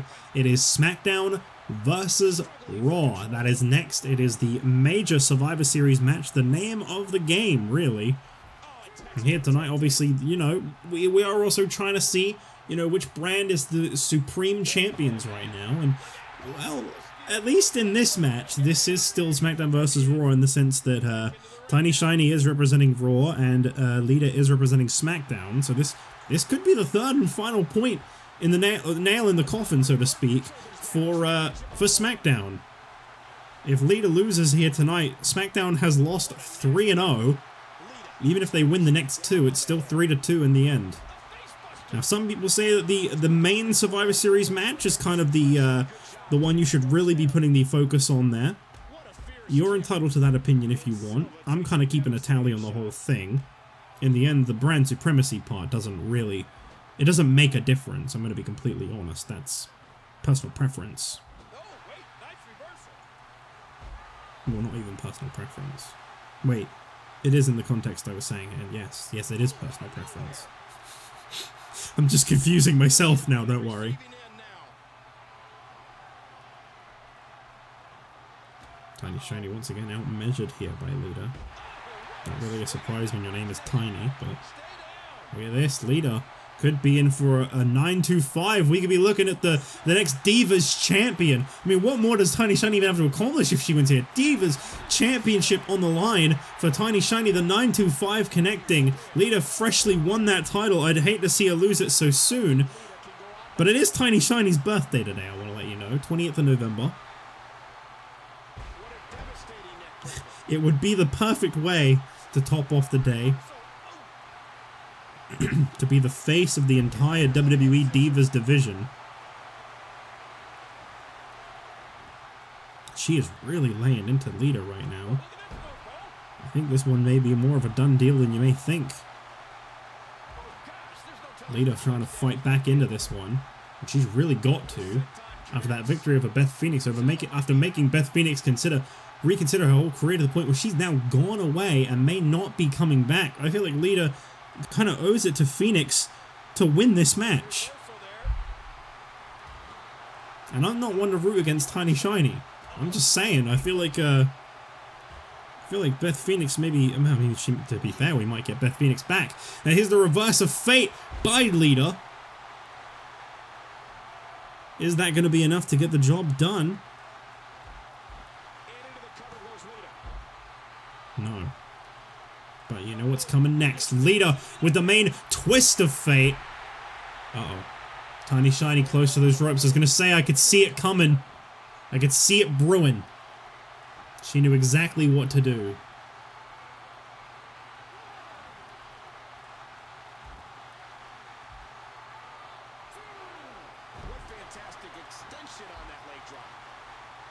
Who will be the decisive Divas champion?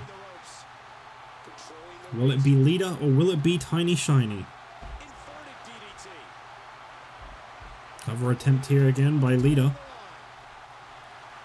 They're both starting to show those signs of hurt. I think we're one big move, or one lucky roll-up even, away from this one being over. And us having our decisive Divas champion. Tiny Shiny working the leg? Not really known for her submission moves. Here's a cover on Lita, no. Strikes again. Lita is in control. Oh, Tiny Shiny able to reverse that, but Lita keeps fighting back. I feel like she's, maybe that realization sunk in that I was saying, that she feels like she owes this to everyone. To Beth Phoenix specifically, who she dethroned.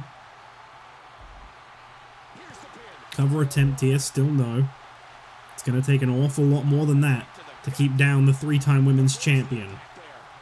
Cover, no, sorry, I don't know where I got the idea there was a cover there.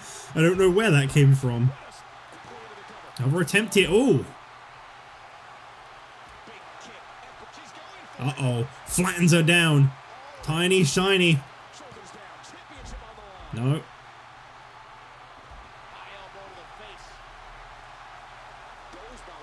Could Tiny Shiny become a 4-time champion tonight? Could it happen? 3-time women's champion, the final women's champion even. And then to become the new Divas champion. Could it be? As I say, we are one big move away from this one being done. I feel like that move is looming overhead any second now. Uh-oh, what is this? Oh, nice move by Tiny Shiny. She covers her. Impressive way to get the shoulders down. Uh-oh, here we go. 9-5. 9-5 with the Divas title on the line for the second time. And oh, Lita managed to get out of the ring. Playing Tiny Shiny at her own game. That was literally how we saw the women's champion escape pinfall from the twist of fate. It's always amazing when you see that reverse, when it goes both ways like that.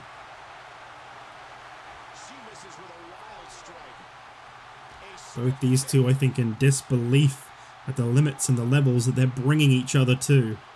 Looks like we're going back inside.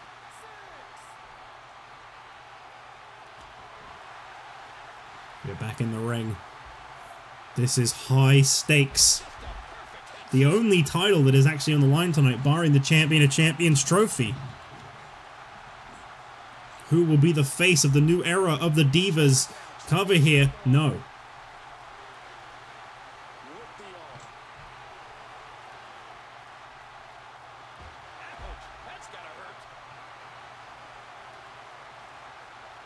Where's Lita going? Off the ropes, crossbody. Gotta do something big, Lita. You gotta do something bigger than that. Some other ring. Tiny Shiny really gonna try and cover Lita off of her own crash and burn. We've seen it happen before. Not in this one, though.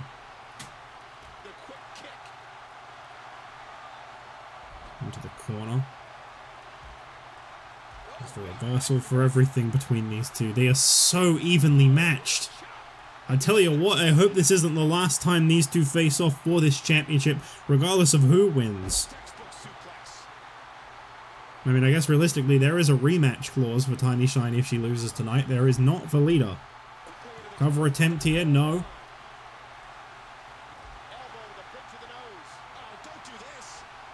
They're off the ropes.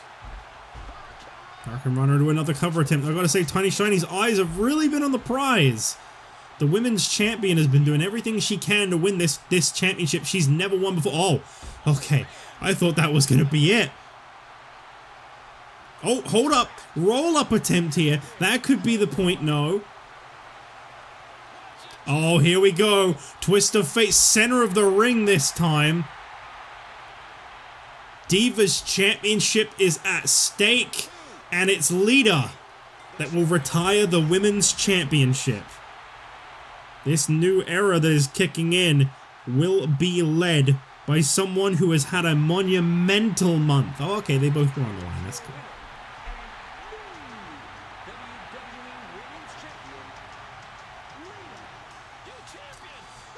Well, you know me. I hate to see Tiny Shiny lose, but I will be an unbiased commentator here, and I will say that was a hard-fought battle and a well-earned win. You cannot deny that. You simply cannot. Lita is the new, well, I mean, still, I should say, Divas Champion, but she is the face of this new era. The divisions are unified, and it is Lita that will be at the forefront of that as the proud Divas Champion.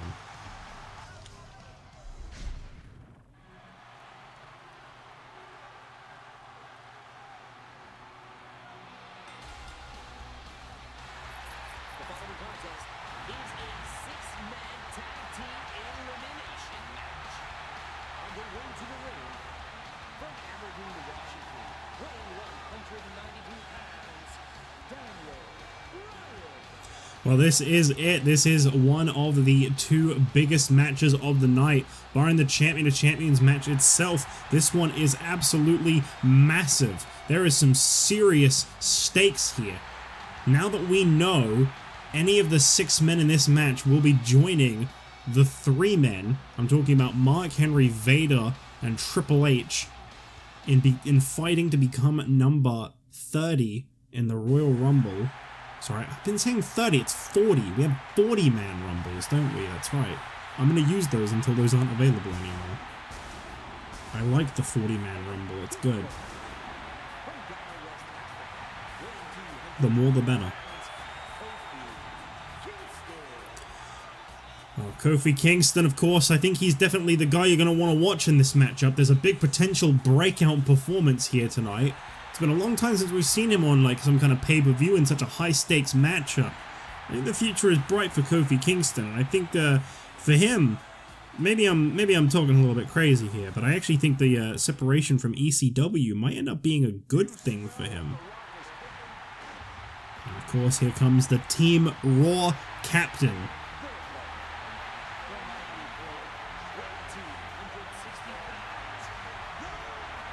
And need I remind you that in that last match, Lita won, who was representing Team SmackDown. So SmackDown is now at a 1-2 disadvantage to the Raw brand. So this could be the deciding matchup if Team Raw wins. The former WWE champion, The Rock, has said he is not doing this for Mr. McMahon. He is not doing this for Monday Night Raw. The Rock is not even doing this for his tag team partners tonight. He is doing this to get exactly where he belongs, which is the WWE Championship. The Rock knows that as long as JBL is holding that title, as long as McMahon and JBL are aligned, he will not be receiving a WWE Championship shot. But if The Rock wins the Royal Rumble, no one can stop him from getting that WWE Championship shot. And here comes the first member of Team SmackDown.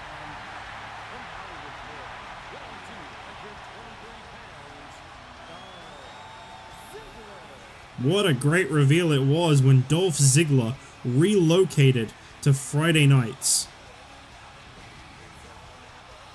I think this guy absolutely has found himself on SmackDown. That performance against Ryback being a key example of what I'm talking about. Now, I know a lot of people will go, yeah, well, he lost to Ryback. It's not always about wins and losses. It's about what you do in that ring. And you look at the performance that Dolph Ziggler put on against someone that literally no one has ever defeated before. And you tell me this guy isn't the future. You tell me this guy doesn't have all the potential in the world. What Dolph Ziggler showed is that on the right night, the right circumstances, he could have ended Ryback's undefeated streak. That's what he told me. Showed me.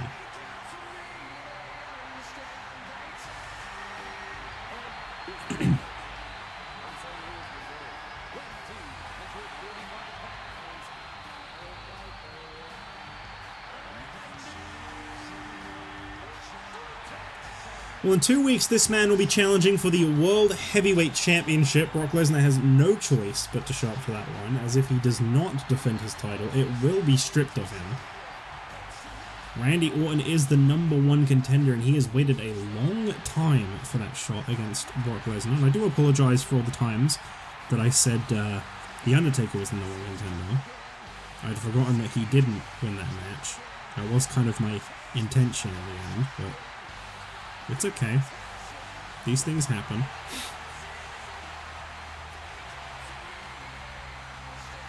Randy Orton is the #1 contender. And I think that a match between him and Brock Lesnar is something that we have all been waiting to see. And I really don't like Brock Lesnar's new approach. He calls himself the prize fighter, the star of SmackDown, and that he will compete when he wants to compete. And I guess realistically, he's got Laurinaitis over a barrel there. I mean, what does the SmackDown general manager do? Other than hope that somehow Lesnar will lose that title. And here comes SmackDown's team captain, who must be so thrilled to be hearing that his partner will be back soon.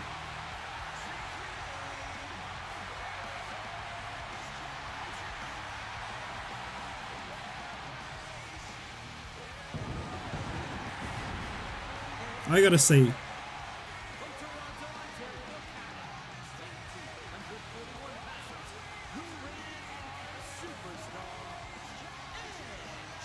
good for Edge, in a way.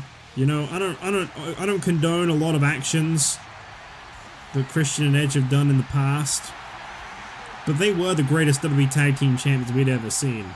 And I think that TLC tag match, should the Road Warriors accept, and I can't see them being the kind to turn down any challenge. Those guys issued a challenge for Hell in a Cell. I think that's going to be one insane TLC match. And speaking of insane, this is going to be crazy. It's not every day you see this. The superstars of SmackDown and the superstars of Raw are facing off in a very, very rare occasion, and it is very fitting to me when I look in that ring and I see Who is first inside the ring? Who is representing each team? I knew this was gonna happen. I think we all knew this was bound to happen. Dolph Ziggler wanted that shot at Daniel Bryan. And I think Daniel Bryan wanted that shot at Dolph Ziggler. I think this is a very heated rivalry that comes to an end for sure tonight. Unless the draft brings them closer together post-WrestleMania. But for the time being, these guys will be, I think, settling a score.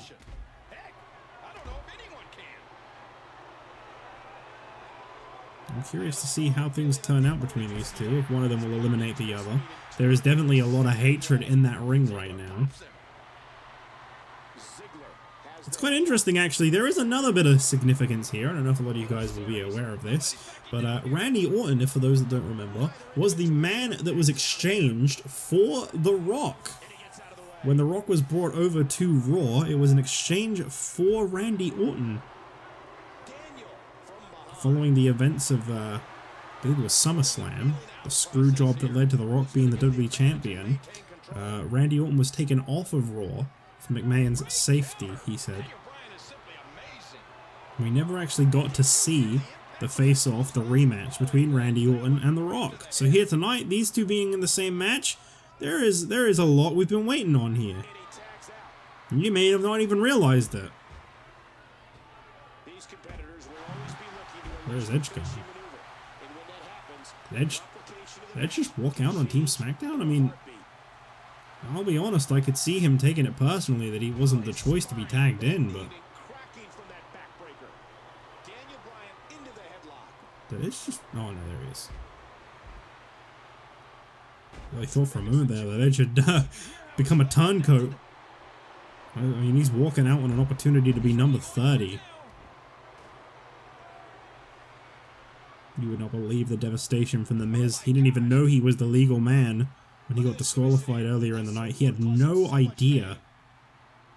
I don't think anyone did. Randy Orton and Daniel Bryan. I don't know if these guys ever shared a ring before in this universe. Don't give me that.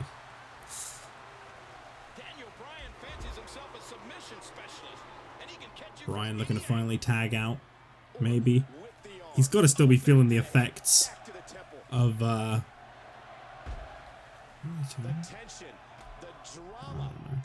he's got to still be feeling the effects of the beatdown from Triple H on Monday. There's no doubt about it. Daniel Bryan throwing them into the corner just to pull off his own sequence. Not even interested in tagging in his partners. That's very Daniel Bryan.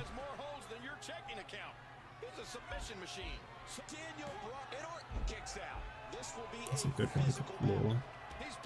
Check-in account jokes. Very good.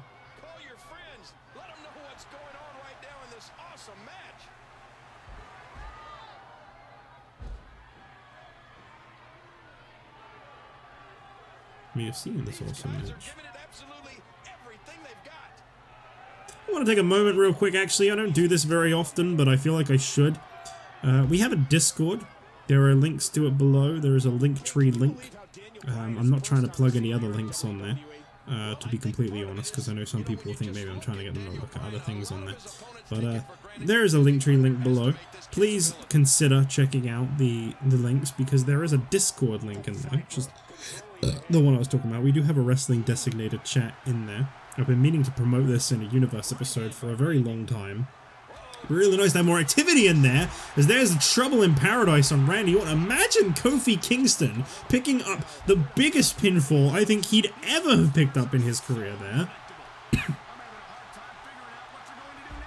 That would have been fantastic had Kofi Kingston gotten that pinfall.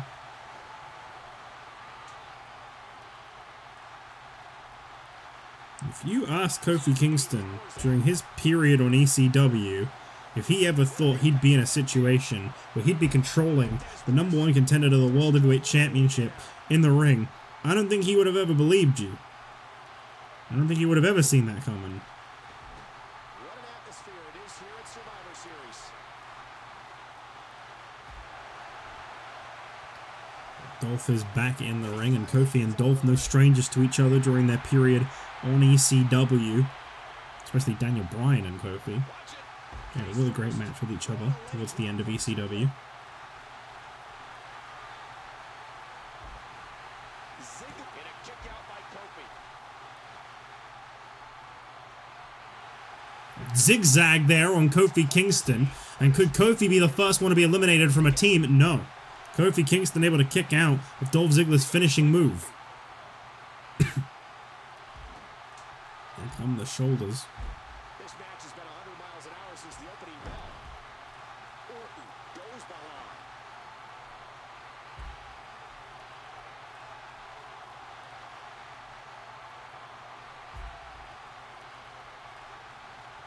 Kofi's feeling it. Kofi is a house of fire right now. Dolph Ziggler in trouble.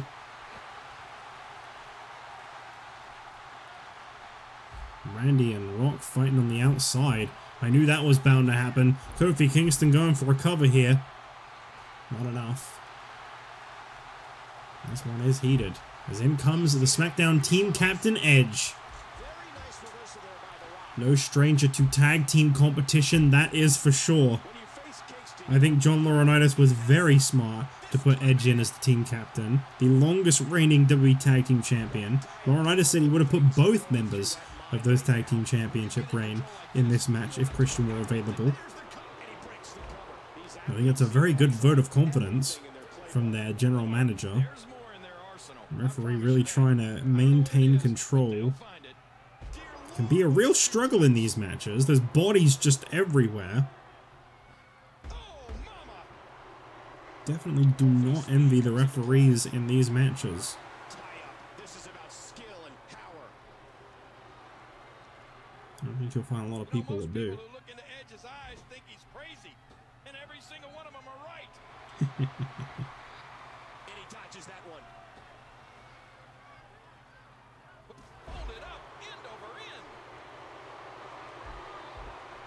end. Edge with a cover attempt here on Kofi Kingston. Kofi still able to fight out. Bit of a test of strength here. Such an admirable superstar, this Kofi Kingston. It's connected.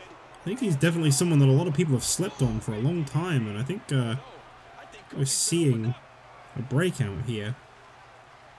I mean, admittedly, right now in this match, he's definitely taken the brunt of the beating. I say that with a lot of respect for Kofi Kingston and the work he's put in over the years. And unloading.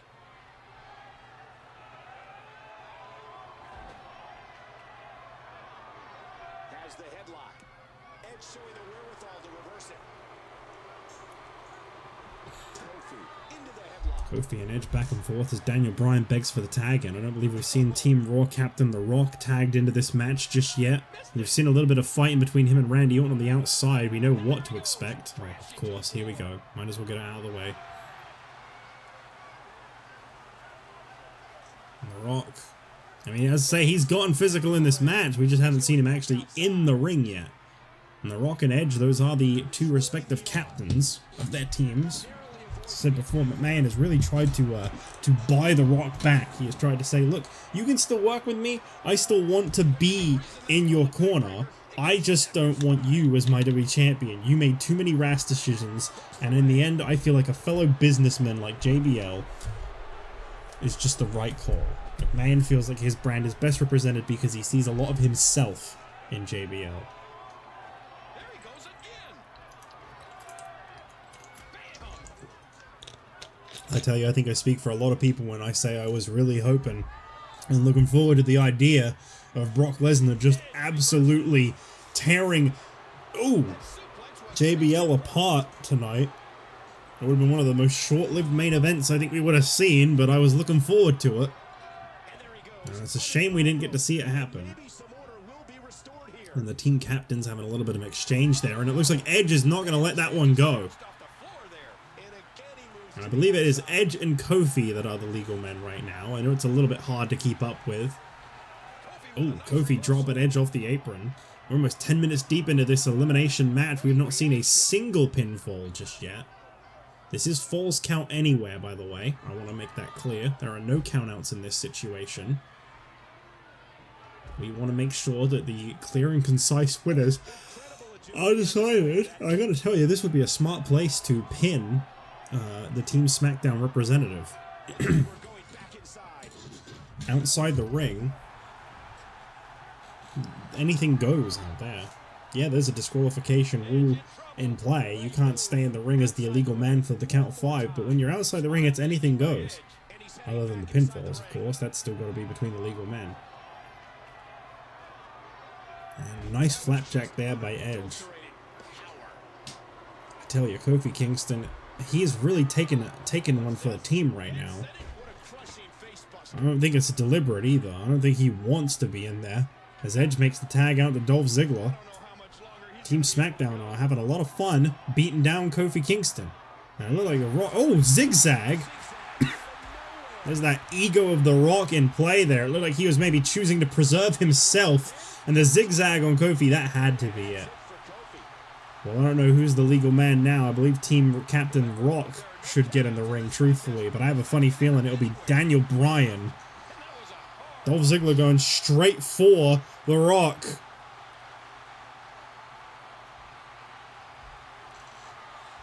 Remember, it's anything goes. Okay, I guess it's been decided The Rock is the legal man. The Rock finally in this 6-man elimination tag team Survivor Series matchup. What a Samoan drop.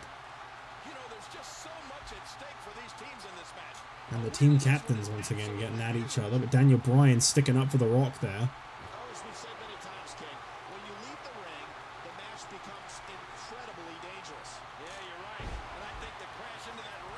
And The Rock is in, and The Rock, oh wow, Rock going straight for the kill. Rock bottom. Dropping down Daniel Bryan. Here's the cover attempt here. Edge in the ring, but Ziggler able to kick out with the finishing move of the former WWE champion by his own accord.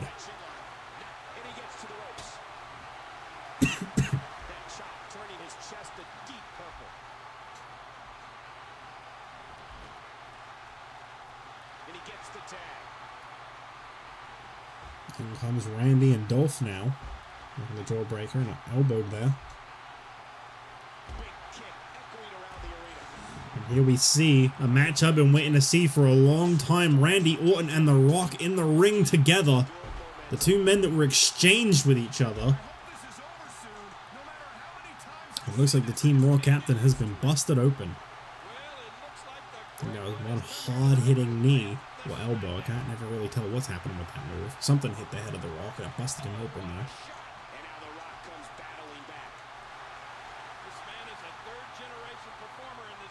Rock and Randy really going at each other here. I tell you, Daniel Bryan and Dolph Ziggler, they're sharing the ring with some greats right now, and I feel like they're blending in nicely.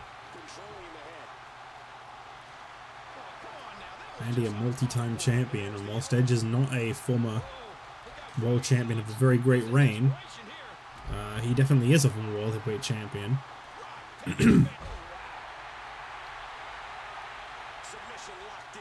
Rock now applying the submission hold, but no, rope break keeps that one going. Tag made to Randy Orton. Probably a wise choice. Dolph Ziggler has taken quite a beating in this match. Remember, the number 30 position is at stake in the near future for someone involved in this matchup. It may be none of the men in this ring. It may be already decided. It may be Triple H, Mark Henry, or Vader. You never know. But that is up for grabs.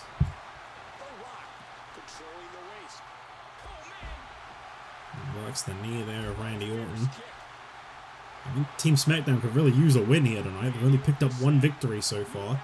And technically, that's not even a SmackDown representative anymore. Tag made to Dolph Ziggler. Randy and Dolph really working over this former WWE champion, The Rock. He is in a bad situation right now. From the moment the team captain got in, they really outnumbered him. You know, the thing is, there was all these changes, all these shuffle-ups on Raw. We constantly saw it. We saw all these different changes. Vader was in the Raw team at one point. Brian Pillman was in the Raw team. So all these little change-ups that led to The Rock, Daniel Bryan, and Kofi Kingston. And Daniel Bryan and Kofi couldn't coexist. I think Raw's team was a little bit screwed with too much, you know? Spinebuster. Rock with that major spinebuster on Dolph Ziggler. As in comes the cover. No. Wow, Dolph really hanging in there. Oh, here we go. Rock bottom. Daniel Bryan taking out Randy Orton. And he's protecting him from it. No, he's not. Daniel, what are you doing?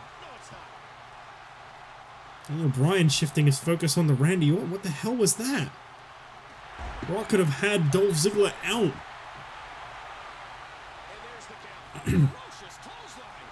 Well, I give Edge all the credit in the world. He might just be doing it for the numbers advantage, but having the back of Dolph Ziggler, you know, he didn't need to do that.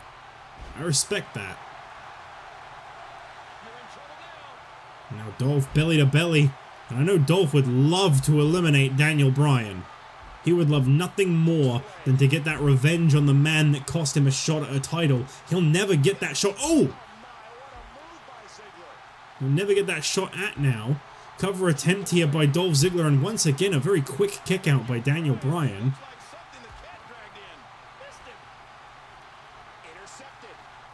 Back and forth between these two heated rivals. Dolph Ziggler has got that arm caught. Rakes the eye, the bloodied face of Daniel Bryan. Does Dolph Ziggler. Tag made to Randy Orton. That's generous of Ziggler. I feel like he just wanted to stay in the ring with Daniel Bryan as long as possible. I mean, maybe his body had had enough. Maybe Randy Orton and Daniel Bryan have definitely been butting heads quite a bit. Look at Dolph! Dolph creating a distraction. Uh-oh. Uh-oh.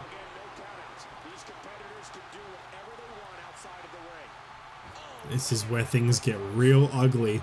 When you're on the opposing team's corner and the fight goes to the outside and there's no count, there's falls count anywhere in this match. You are outnumbered. He is surrounded right now. Daniel Bryan, bold move, pinning right in front of Edge and Ziggler, and he almost got Randy Orton, as a matter of fact. And now Dolph Ziggler. Randy Orton. Oh, God. I don't think Daniel Bryan's going to be in this one for too much longer. I feel like Team SmackDown has worked flawlessly as a trio. I don't feel like there's really been a lot of communication and success amongst Team Raw. Nice uppercut there by Randy Orton. Daniel Bryan really trying to fight back. Really trying to get in there. Side suplex brings him down again. Bryan is in a hell of a state. And he keeps fighting on. He keeps trying to hang in there. He wants number 30 so bad. Tag made of The Rock. The only two remaining members of Team Raw. We've only seen Kofi Kingston eliminated so far. 18 minutes deep into the time limit in the semi-main event here tonight. The championship scramble still to come tonight. John Cena and Damian Sandow joining JBL and the number one contender, perhaps the future WWE champion, Booker T. I do feel like that kind of demeans the champions match in a way. I have to agree with JBL. He's not a champion. But apparently he could be. And that is true. He could very well be. Randy Orton catches Rock RKO to the Team Raw captain. And Daniel Bryan outnumbered here as The Rock could very well be eliminated off that RKO. How? How? With what? Uh-oh. Randy Orton did not like that. Randy Orton does not like seeing people kick out of the RKO. Cover attempt here off that slam. Still, The Rock is in this without Daniel Bryan's help, I might add there. And The Rock now with a Rock bottom. Edge off the apron. And Daniel just leaving Dolph to deal with it. And The Rock has eliminated Randy Orton. The number one contender to the World Heavyweight Championship is out. We are now down to a 2-on-2. That is not good for Randy Orton, who is very much wanting all the momentum he can get. Uh-oh, Edge. Backing up. Uh-oh. Uh-oh. Dolph Ziggler saw this one coming. It's Captain v Captain. Spear connects on The Rock. And what? What? What? Why? kept him back on his side. Edge is a Why? one-man wrecking crew. Why? Just a dominating display. Yeah. Why would I you think do we can that? see a lot of punishment inflicted here. Dodges to the side of that one. Edge is so good at what he does. He's the best. It's Edge and Ziggler against Rock and Bryan. I definitely feel like the 4 men in this match have a lot of purpose right now. Two the team captains, two heated rivals. That'll leave a mark. What a kick. Edge has really preserved himself, you know. This guy's still looking 100%. You look at the damage done on people like Dolph and Daniel, especially Daniel Bryan. Rock's bleeding. Bryan's bleeding.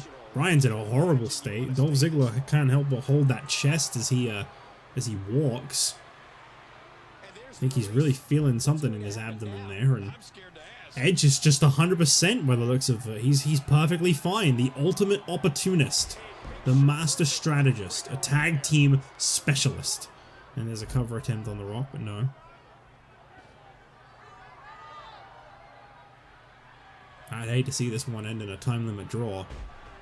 I don't feel like that'd be fair on the fans. I don't feel like that'd be fair on anyone. Not after all this. Edge now, coming in, hot on momentum. He's had enough. He wants the Rock out. What a sequence of moves there by one of the longest reigning, well, one half of the longest reigning WWE Tag Team Champions in history. One of the greatest tag team competitors you will ever see. Oh my, an explosive suplex. Wrap this one up, boys. Still got one more match to go, and it's going to be 20 minutes.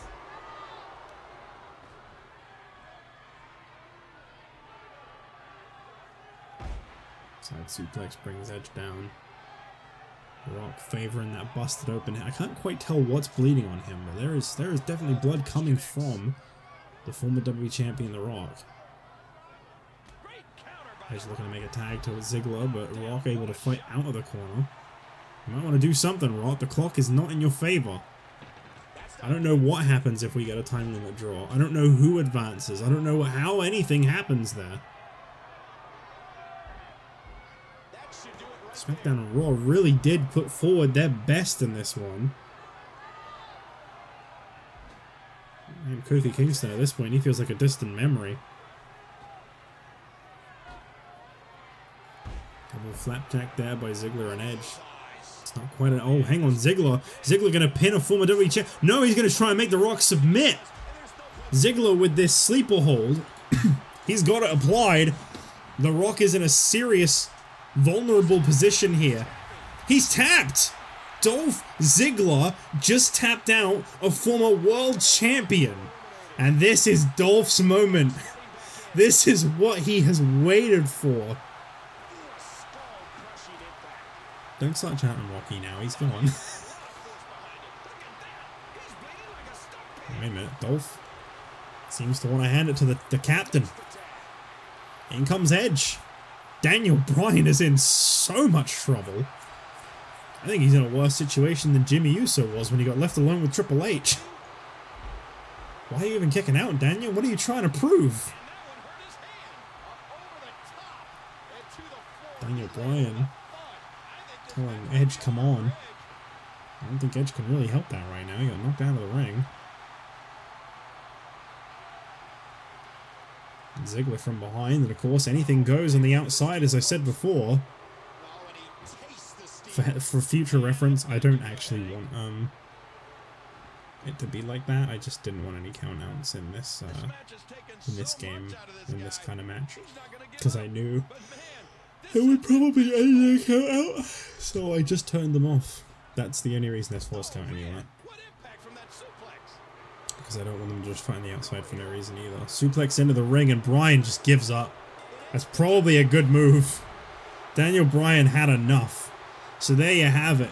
Edge, Dolph Ziggler. They are the sole survivors.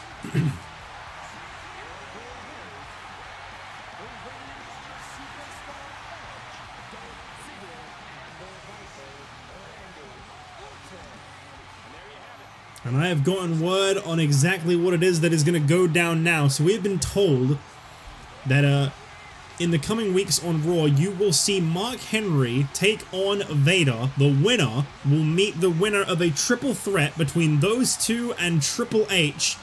And that will be a one-on-one match for the number 30 spot at Royal Rumble. That match will take place, the match I'm speaking about that will be for the number 30 spot will take place at King of the Ring. It will be completely exclusive from the tournament. If either Mark Henry, Vader, Triple H, Edge, or Ziggler end up being in the King of the Ring tournament, they will have to compete in both matches.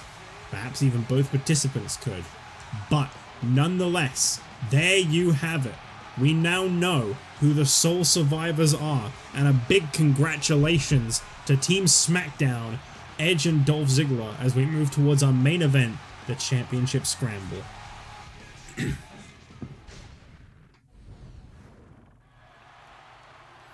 Here we go. It is main event time, the Championship Scramble. 20-minute time limit on the match.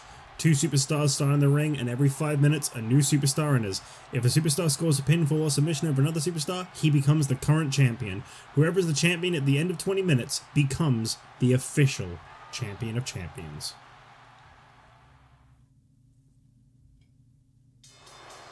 Oh, wow.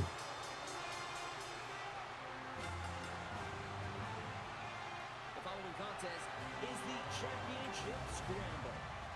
Making his way to the ring from New York City, weighing 297 pounds, he is the WWE Champion, John Bradshaw Layfield. Man, oh man, I know he will not be happy with this luck of the draw. JBL, who thought he had coerced and found a way to just have the championship forfeited to him, to be declared champion of champions via forfeit, to be able to try and say on the record that Brock Lesnar forfeited a championship to John Bradshaw Layfield. Let's be real, that's what it was all about. He wanted that trophy, he wanted to say he was champion of champions, and he wanted to say that Brock Lesnar had surrendered that to him.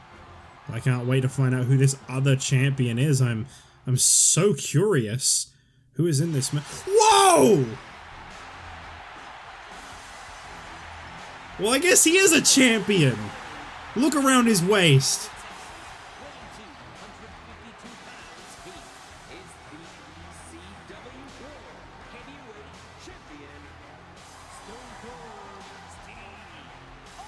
John Laurinaitis wasn't kidding. The real ECW World Heavyweight Champion. It may not be that case in the record books. I can accept that. I can accept that Stone Cold Steve Austin will not be recognized as the real ECW World Heavyweight Champion in the history books.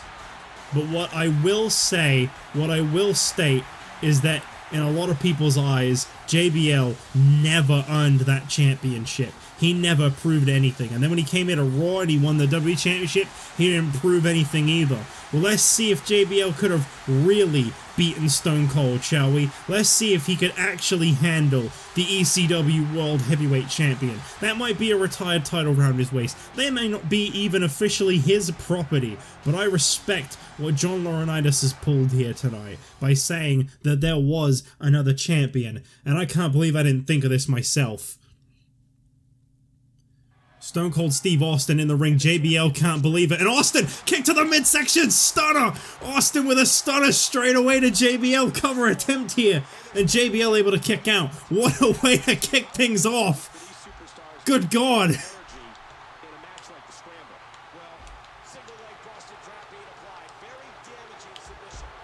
Austin has been waiting. He has been brewing on this, you know it. This is the only shot he gets at revenge. I can guarantee you this man has not been signed to Monday nights.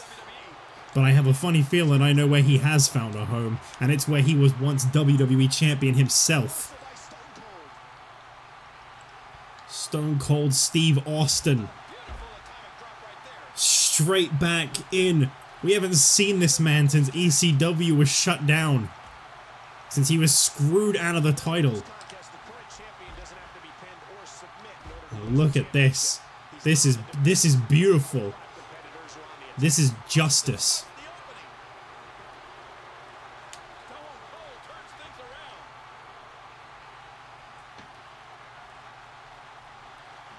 God, Austin, I could not believe the way he started this match. That stunner right out the gate. And Austin exposing a turnbuckle. I don't think he cares if he gets disqualified. He's got 19 minutes to win that title back. Right now it's no one's. JBL being beaten to a bloody pulp. I think Austin is just having the time of his life.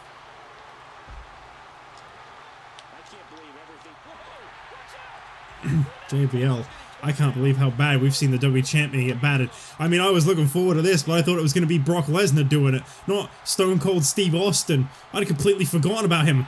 Oh, steel chair shot attempt there by Austin. JBL, oh, with a steel chair shot of his own, and this is where the tide could very well turn for JBL. The fans were on their feet with pure adrenaline, pure excitement for Stone Cold Steve Austin's return. And I don't think this is what a lot of people had in mind. Wait a second, Austin. Elbows out. And Austin. Another one! Another one for good measure. And he's got 20 minutes of that to endure. Wow, I give JBL a lot of credit. He's kicking out.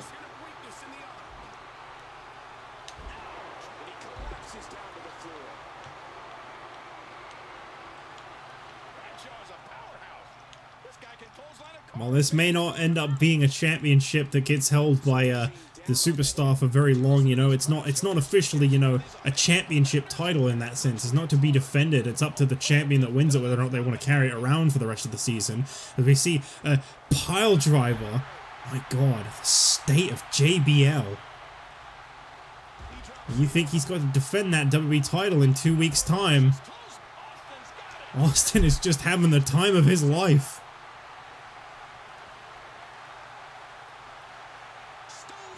And once again, another massive stunner on JBL. Austin is...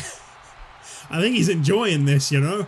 Cover attempt once again on JBL to take that Champion of Champions title, and Austin is now the tentative champion. Referee is supposed to raise their arm after that, but Austin went straight in for more fight. This has been an amazing scramble thus far. There's no telling who's going to leave with the title. We still have Booker T, John Cena, and Damian Sandow to join this match. Oh.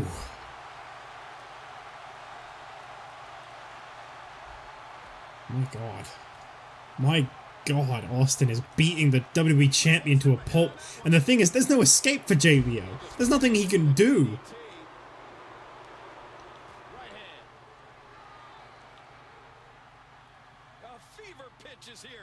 Give me the corner.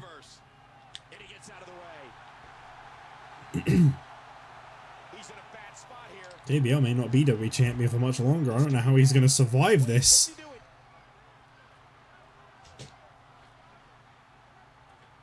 Tell you what, Mr. McMahon must be absolutely losing his mind right now.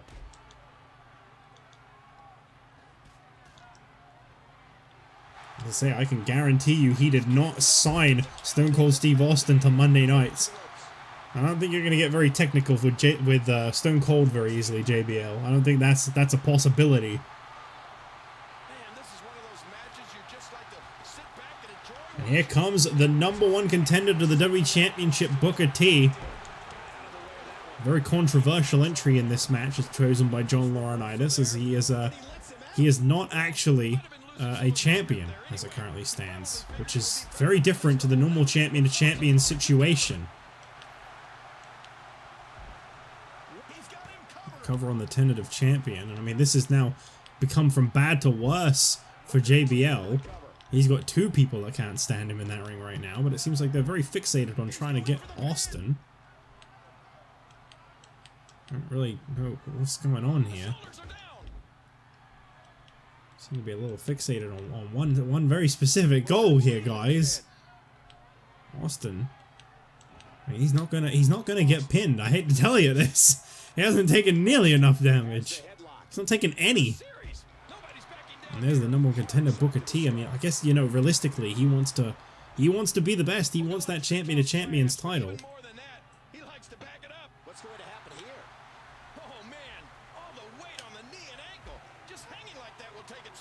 believe JBL is still in this. I mean, you look at the absolute state that guy is in. Synonymous with the world title. And believe me, he won't let you forget it. And again, for Booker, you know, he was already in a match earlier in the night. We saw him compete in that Survivor Series matchup. Unfortunately, he was eliminated by Mr. McMahon. He's got a lot to kind of get vengeance on here. Oh my god. Oh my god. I don't think Austin gives a damn about Booker T, honestly. I think, Booker, you're going to be third wheel in this for a little while. Look out! What's he up to here? Over the top rope. And he lands hard outside of the ring. And a huge collision with the barricade. Stone Cold is just throwing JBL all over the place. Booker T's careening spine first into the barricade. I mean, Booker, oh! Booker wants some. I think Austin's glad to oblige. Oh my god! Oh, man, that's gotta hurt. And the pain has to be shooting through his face. I tell you, I hope SmackDown signed Stone Cold Steve Austin. Can you imagine a match between Austin and Lesnar? Ooh. Fez press. And here comes the piston fire from Austin. Austin's getting himself. Austin just laying in on him. Watch it. Good Lord. Huge. Oh, what a shot. The head's like a battering ram. And it feels like Austin's just kind of trying to fight everybody in sight now. Yeah, I wouldn't be at all surprised if that nose just shattered. We saw one pinfall in this matchup, and I feel like it has been... I mean, the thing is, this man's come in very much a house of fire right now. He has been waiting and waiting. Oh boy! Oh boy! Another one!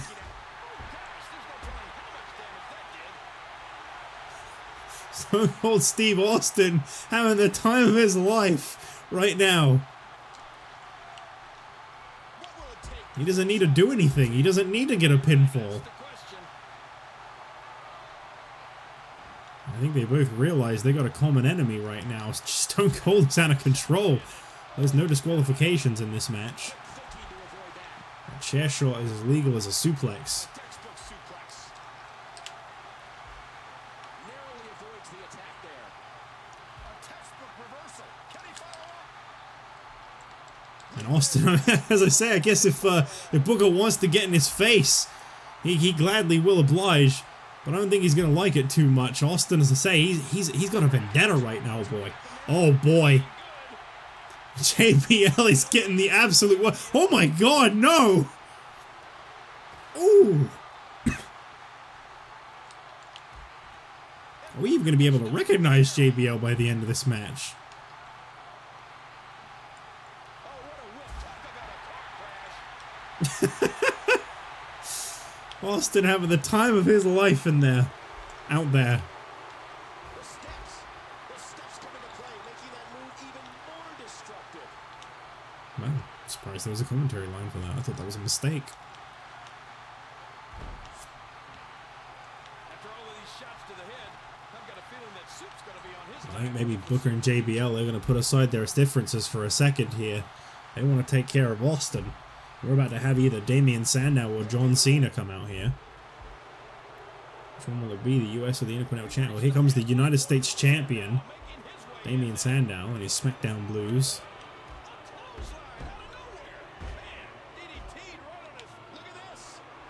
And JBL with a neck breaker. This match has taken so much out of this guy. He's not going to And give Austin not letting up when JBL, he won't get any space. Going back outside. JBL is trying almost to separate himself from Austin right now, to get as far away from him as possible and try to pick a fight with someone else, and Austin is not letting it go. He thinks he has it. Oh, big elbow. Austin has the arm. And that's Booker T, I think he's taking personal offense. I mean, the thing is, if JBL gets injured, then Booker T could be out of title shot. Gonna have to find a new way to give us a WWE champion. controlling the head. Oh, how do you do that? Booker has finally managed to slow down an almost unstoppable Stone Cold, as here's a cover attempt by JBL off that That billion-dollar power bomb, as he calls it. And another heel kick to Austin. I tell you, Austin's definitely not dressed to compete tonight. I don't know how short notice this was. It looks like he has been busted open.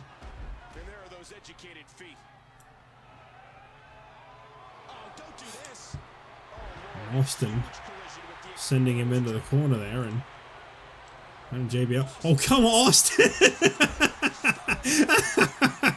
You know exactly where his intentions lie in this match.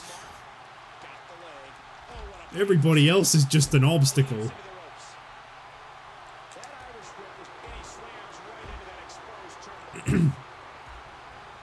Low blow there by the WWE champion. As I say, I don't think he's getting a WWE title shot anytime soon. I don't think Austin's got that in the horizon. Wow. Damien Sandow fighting with Booker T for, I believe, the first time in either of their careers. Oh my god. Austin backing up. Oh no. How many times can one head be punched?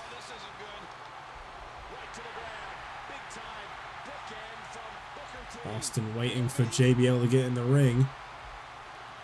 And oh!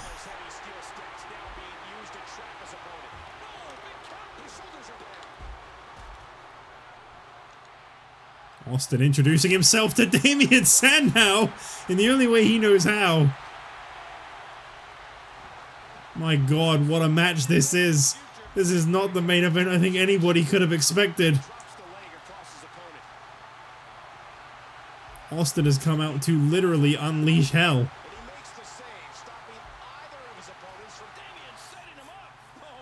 And here comes the Terminus on Booker T. He's taking a hell of a beating in this, and oh, Austin's caught sight of a ring bell.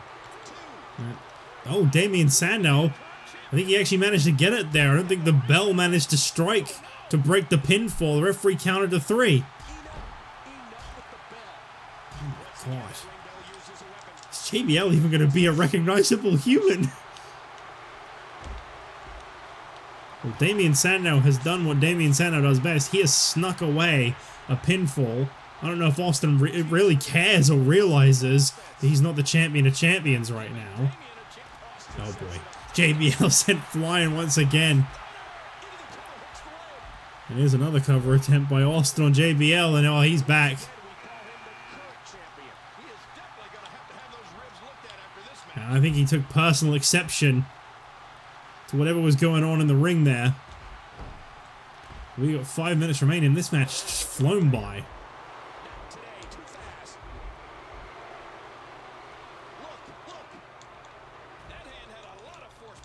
Austin just not letting up. It doesn't matter how much separation JBL tries to get in this situation.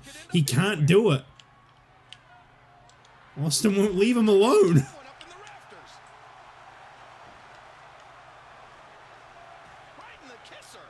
And again! How much blood of JBL's is going to be on Austin's hand by the end of tonight?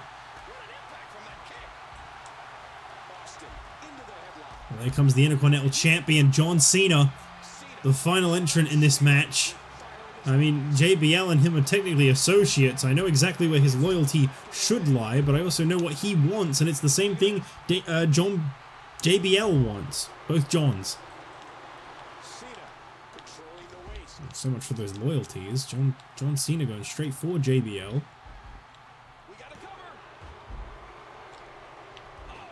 You can really tell that Austin, he wants to end JBL. And the thing is, JBL didn't just steal a title from Austin. He set Austin up. And on top of that, he then cost Austin not only his championship, but his job. There was no rematch. There was nothing. There was nothing to gain. Austin had lost everything, and it was because of JBL. You can really see the bitterness in Austin. I don't think it's any kind of secret. As JBL tries everything in his power to get away from this man. It's like he's possessed.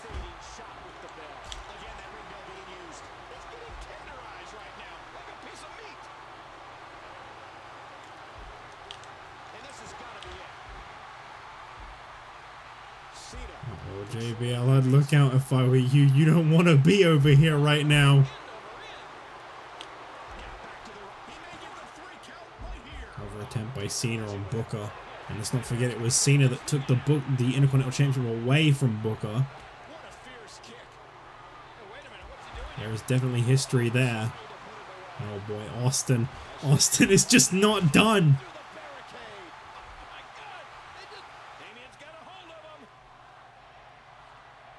The fans are loving this. It looks like Austin has finally decided that JBL has had enough. It looks like he's going for the #1 contender instead. I guess he's going to make sure that King of the Ring is still an even fight. They're both as battered and beaten as JBL. I mean, look at the guy right now. He can barely stand.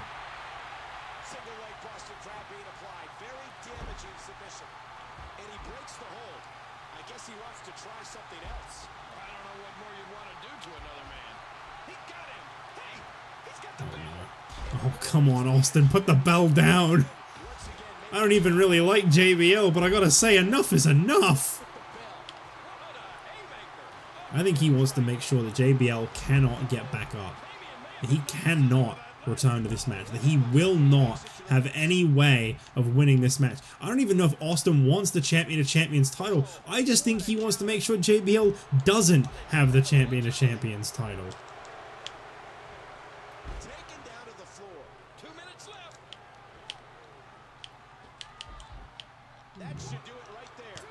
Cena stole it there. And it's going to be very, very hard to get a pinfall at this point in time. 1 minute 40 on the clock. There you go, referee actually managing to raise the arm of Cena there. I think Cena may very well have just stolen this one out from under Austin. Austin spent almost 18 minutes of this match as the guy in charge. And now it looks like JBL has finally managed to turn the tides. What is Cena doing? And Damien Sandow now.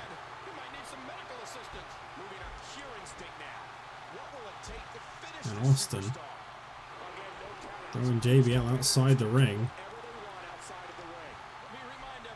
Oh god, once again, JBL dropped with a stunner. And Austin going in for the cover as he tries to claim the Champion of Champions title.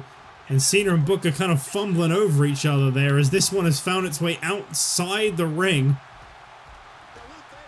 I think Damien Sandow may be able to pull off another one of his famous heists, you know?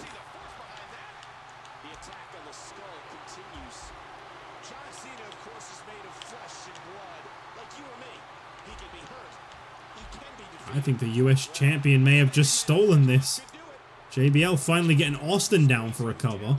We are down to 30 seconds here.